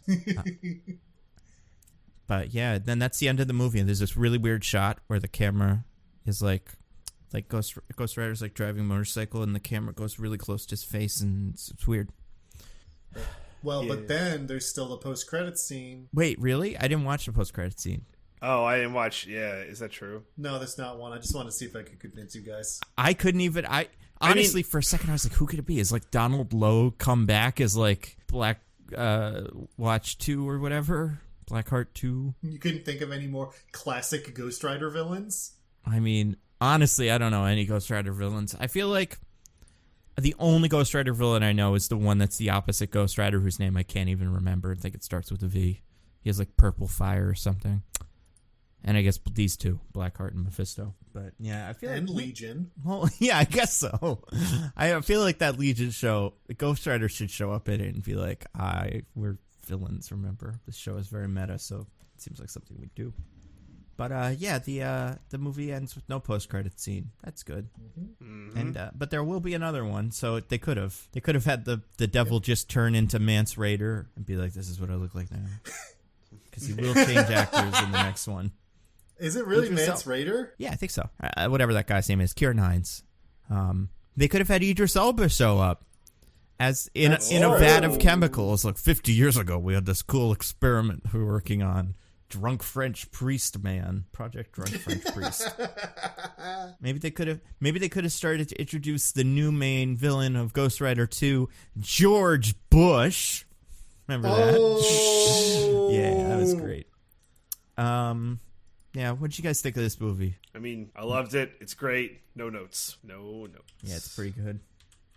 Yeah, I mean, I love all the parts of it that aren't Ghost Rider. Yeah, I this is why I feel like the second one is just better, because the Ghost Rider parts are also good, and all the dumb stuff is good. Like, it isn't quite as silly, but still pretty dorky. Oh, and the guy I'm thinking of, by the way, his name is Zarathos. That's the evil Ghost Rider. Who just looks like Ghost Rider, but different head. There's also a Ghost Rider villain named Zedekiel, so who the fuck knows? There's too many. This guy sucks. I don't know. Do you think... Here's my only other question about this guy. Do you think there's ever a chance we see him in the Marvel stuff? And if so, do you think they could swing Nick Cage? Do you think he'd do it? Well, Nick Cage has publicly said, when asked about this, he's like, I'm not against it, but I need to look at a script, and they're probably moving in different directions. Like, he is not going to fight for it anymore. Why? Well, you know, he's 58 now. I'm sure kind of feels like I've put that part of my career behind me. And they can CGI on the abs, Nick. They got way better at that, too. You don't even have to exercise. Yeah, right. They can put your head on a different person's body. Technology is out of control. Well, but like, so, I don't know. Could you see a world where that's wanted? Like, where people would be excited about that? I'm never not excited about a Nick Cage movie. Like, if you heard he did show up in Multiverse of Madness, would that be like, oh shit, this movie's pretty cool now? Or would you be like, they're going to ruin Ghost Rider? I would be like, that part of Multiverse of Madness is probably pretty cool. Or at least, I will enjoy it. It might be bad, but I'll enjoy watching it. Yeah, I could see a world where he is the Ghost Rider, but plays more of a Sam Elliott, Bronco Henry, like, you know, what's the word? Like mentor role with like Danny Ketcher or Robbie Reyes or one of the newer Ghost Riders. Yeah, I can see that. Yeah, I don't know. I like him as this. I think he's a fine John. I think Johnny Blaze is one of those characters that's just pretty nothing. Like, so he could do. He was fine. He's a fine Johnny Cage. Yeah, I mean, drinking jelly beans out of a martini glass and cracking up at a chimpanzee doing karate is already more personality than he usually has. And a chimpanzee doing karate on loop, one karate just over and over and over again. Yeah, it'd be pretty cool. But you guys, you want to get to our classic segment? Let's do it. Love that. DJ, you got anything to recommend to the fine people? I do. So I think I may have mentioned this as something that I knew was coming out and was watching, but I don't know if I fully wrecked it. Did I mention the anime Spy Family to you guys? It's You come up mentioned in it as life. a thing you said you would probably wreck when it came out. Yeah, I think that's right. Great. Finally doing it. So 3 episodes in now, and I can confidently say that I fully recommend this anime. So for anyone who missed it, the premise of this anime is that there is our main protagonist, Lloyd Forger, is a spy, and he is basically put on a mission where he needs to it's like either like apprehend or like assassinate this like corrupt political operative. And the only way he's ever seen is at like the PTA meetings for this like very elite school that his daughter goes to. So this guy basically makes a fake family with this daughter and finds a wife, and it turns out that the daughter is a telepath and the wife is an assassin, and none of them know what their like real jobs are. They're all just like knowing what the daughter knows about the dad and the mom being a spy and assassin because she can read minds, but like the 2 adults like don't know about the kid or about their spouse. It's very funny. It's like very campy, which feels like on purpose. There's like some fun like action and comedy beats. Nando, you might like it because it's not like any of the stuff you hate about anime. Is it a movie or a show? It's a show. Who made it? Yeah, it's basically like a What studio made it? Studio Wit. I don't know if they've done anything else that you'd be familiar with. But like it's based off a very popular manga. And it like just came out. There's like they're like 3 episodes in because it's on like the Japan release schedule. It comes out on Sundays in the US. On Hulu. So if you have Hulu or Crunchyroll, very very easy to watch. Yeah, I'm Michelle and I are like really enjoying it. It's like mostly I think it's like I would classify it as a comedy more than anything else. But it's just like very lighthearted and fun. And the characters are just really enjoyable and fun to watch. So yeah, I've definitely been enjoying it. I usually don't watch animes that aren't like action or stuff like that, but in terms of like a comedy anime with a lot of just good fun, different just like jokes and fun bits in it, I've really been enjoying it. So yeah, I would fully recommend Spy Family. How many times does the main spy turn into a pigeon? Not yet, but I'm hoping. I'm hoping that he could turn into a pigeon. That's what'll get me on I know board. that would just make it so much better. Yeah, I know. Diggins, you got anything to recommend? Wait, DJ, do you have anything to co-sign? Anything you finished? Any recommendations that you want to No, there's nothing that anyone has previously recommended that DJ thinks is any good. All our previous recs have been trash, according to DJ. That's fair. We have bad taste. No, and I should mention, I finished Severance, and it's amazing, and everyone should watch it, and it's fucking great, and I love it so goddamn much. Everyone watch Severance. It's so fucking good. It is. It really is. Yeah, it's the best show. Yeah. Diggins, you got anything to recommend to the fine people? Sure, I got 2 quick recs here today. 2 movies I watched that just came out. And that I had a pretty good time with. The first, of course, The Unbearable Weight of Massive Talent. Nice. The movie about Nick Cage being Nick Cage. It's not like the perfect, mind-blowing movie I might have wanted as a Nick Cage fan, but it's a fun movie. I would honestly watch the like My Dinner with Andre style movie of just Nick Cage and Pedro Pascal talking for 2 hours. And there's a decent amount of that in this movie. Of them just hanging out. So that's all pretty great. And there's also like fun sequences. There's some action parts of it that are cool. It's also weirdly, of all the Nick Cage movies, it's structured the most like adaptation which is kind of bizarre. You'll see what I mean if you watch it. But, it's fun, and also I feel like they strike a really good balance of, if you're a Cage fan who knows a lot of his filmography, there's so many little references and things in there for you to notice and appreciate. But also, if you don't know any of that stuff, you don't need to. It's a perfectly, understandable and enjoyable movie if you don't catch any of those references. So it does a good job of that kind of balancing act, which can be, like I said, pretty tricky. My second rec is another movie I watched that just came out, The Northman. Ooh. Which is the latest movie by Robert Eggers. If you're not familiar, he's a director who made The Witch and The Lighthouse. Diggins, you're not saying it right. What is the first one called? Sorry, The Vavitch. There you go. Now that's a good name for a movie. He just loves the noun as the title of his movies, I guess. The Northman is Viking Hamlet, is the most succinct way to describe it. Little kid's uncle kills his father, swears his revenge. We see his whole revenge plot. It is a really cool movie. Robert Eggers has a very good visual eye. He creates these very striking visuals in all of his movies. And I think this one, in that sense, this one is one of the... you can really tell that he's gotten better at it. Not that he's ever been bad at it, because I like all his movies. But he has such a great eye in this movie for creating these striking vistas or... these kind of like trippy sequences. There's a vein of mysticism that runs through the movie that gets deep into the mystic aspect of the Norse religion.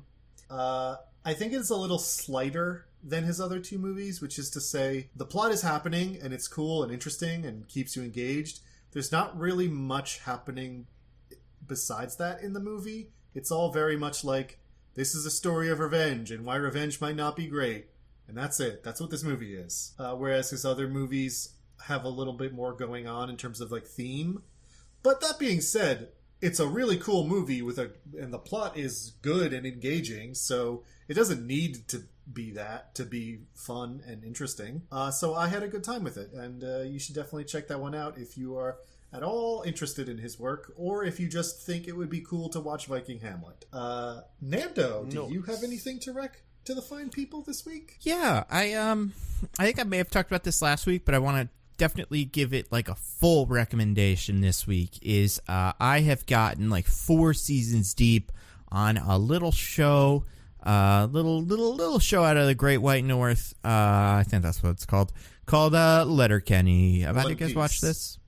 Yeah. Is that a thing that they say, Great White North? Is that Canada? I have no idea. I believe so. I feel like I've heard it, but now I'm like, is that a real thing? Anyway, it's a show. Have either of you guys watched Letterkenny? I've watched a little bit of Letterkenny. How much of it have you watched? What is a little bit? Like a couple episodes, season? Yeah, like a few episodes.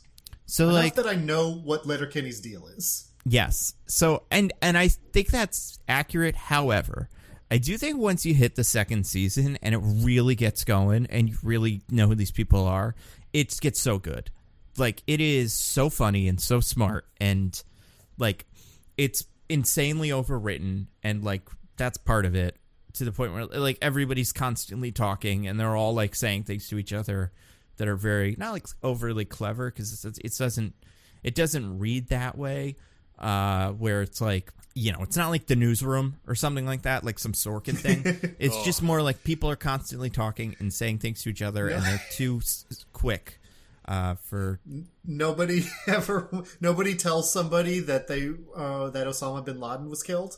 Yeah, the masks are off, guys. I want to give tell you first, and then they hug. No, yeah, but it's funny because, so for people that don't know, it's a Canadian show that was basically like written, directed by this guy, team of people, I think, two guys, and it's just like kind of like the King of the Hill for Canadian it's farmers. Like a bunch of people in a rural town in Canada, just kind of just like sitcom, living their lives. Things happen to them. And they deal with it. And sometimes it's kind of Canadian culture. Like, you learn about things that they like or do or whatever, and you're like, oh, that's funny. A lot of hockey in it. And like, that's a good... There's some like characters that Canada just play Gooses. That. Canada Gooses. Yep, Canada Gooses. Fucking love Canada Gooses. But then there's other stuff where they take some of the episodes are directly kind of parodies of other things, which is very funny. So they use the kind of like, I feel like it's not necessarily similar in terms of like the vibe of the show to Always Sunny, but it feels like an Always Sunny kind of show where shoestring budget, goofy characters, and pretty bizarre situations, but also a very strange kind of continuity. And that's what I think really works about it. Besides just that it's funny, is like by 6 or 7 episodes in, you like love some of these guys and hate some of them, and yeah, it's great. So I'd recommend it a lot. I think it's really funny. It's almost like I think it's going on 10 seasons. I don't know where we are currently. Long running. Yeah. Yeah, and it's like small seasons too, like 6 or 7 episodes a season. Yeah. To be clear, when I like Letterkenny. I think Letterkenny is a really fun show. I just haven't really taken the time to dive into it. Yeah, that's fair. I feel like it's a good show. It's not like a great background show in terms of like you don't need to watch it. I do feel like it kind of could function as almost like a radio play. Like you can hear it and get it because the dialogue is so specific. Obviously the characters are very, like the editing is very smart and the acting is good and like stuff like that. But yeah, it is just the audio of the show, I think, is maybe one of the more important parts, which is interesting.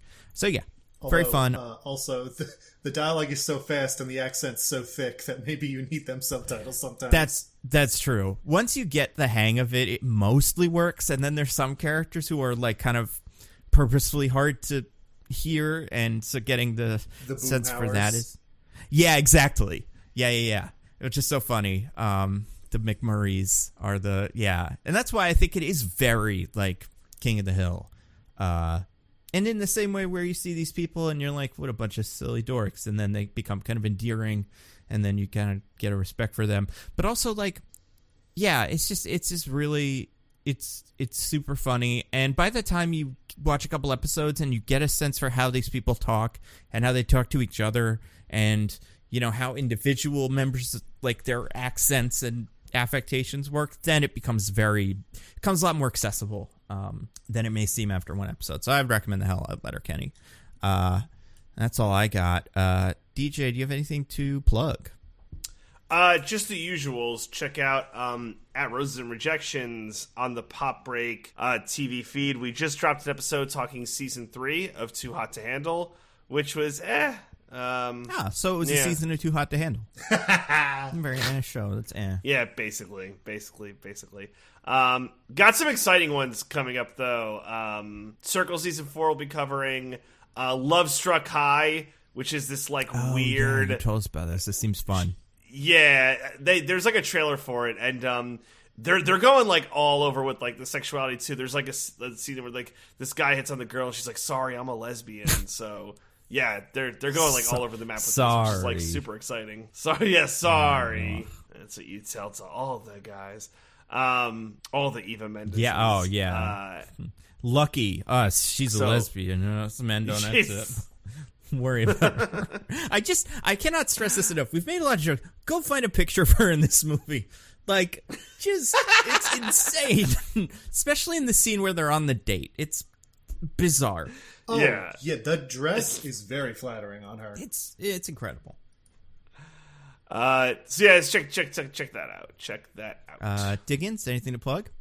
Just my usuals. I have my newsletter, alittleperspective.substack.com, and I stream sometimes at twitch.tv/thisisanodname. And I don't know when it'll be, but watch this space. Nice. Oh, the space. I've been reading, working on videos. Got another one that just came out about, you know what it was? It was about how a Sinister Six movie could work, and I think it's pretty good. I like my pitch for this. I watched that one. I really liked it. I think it's definitely not what they're going to do, because they're going to do Muerto instead, but they could. Still time.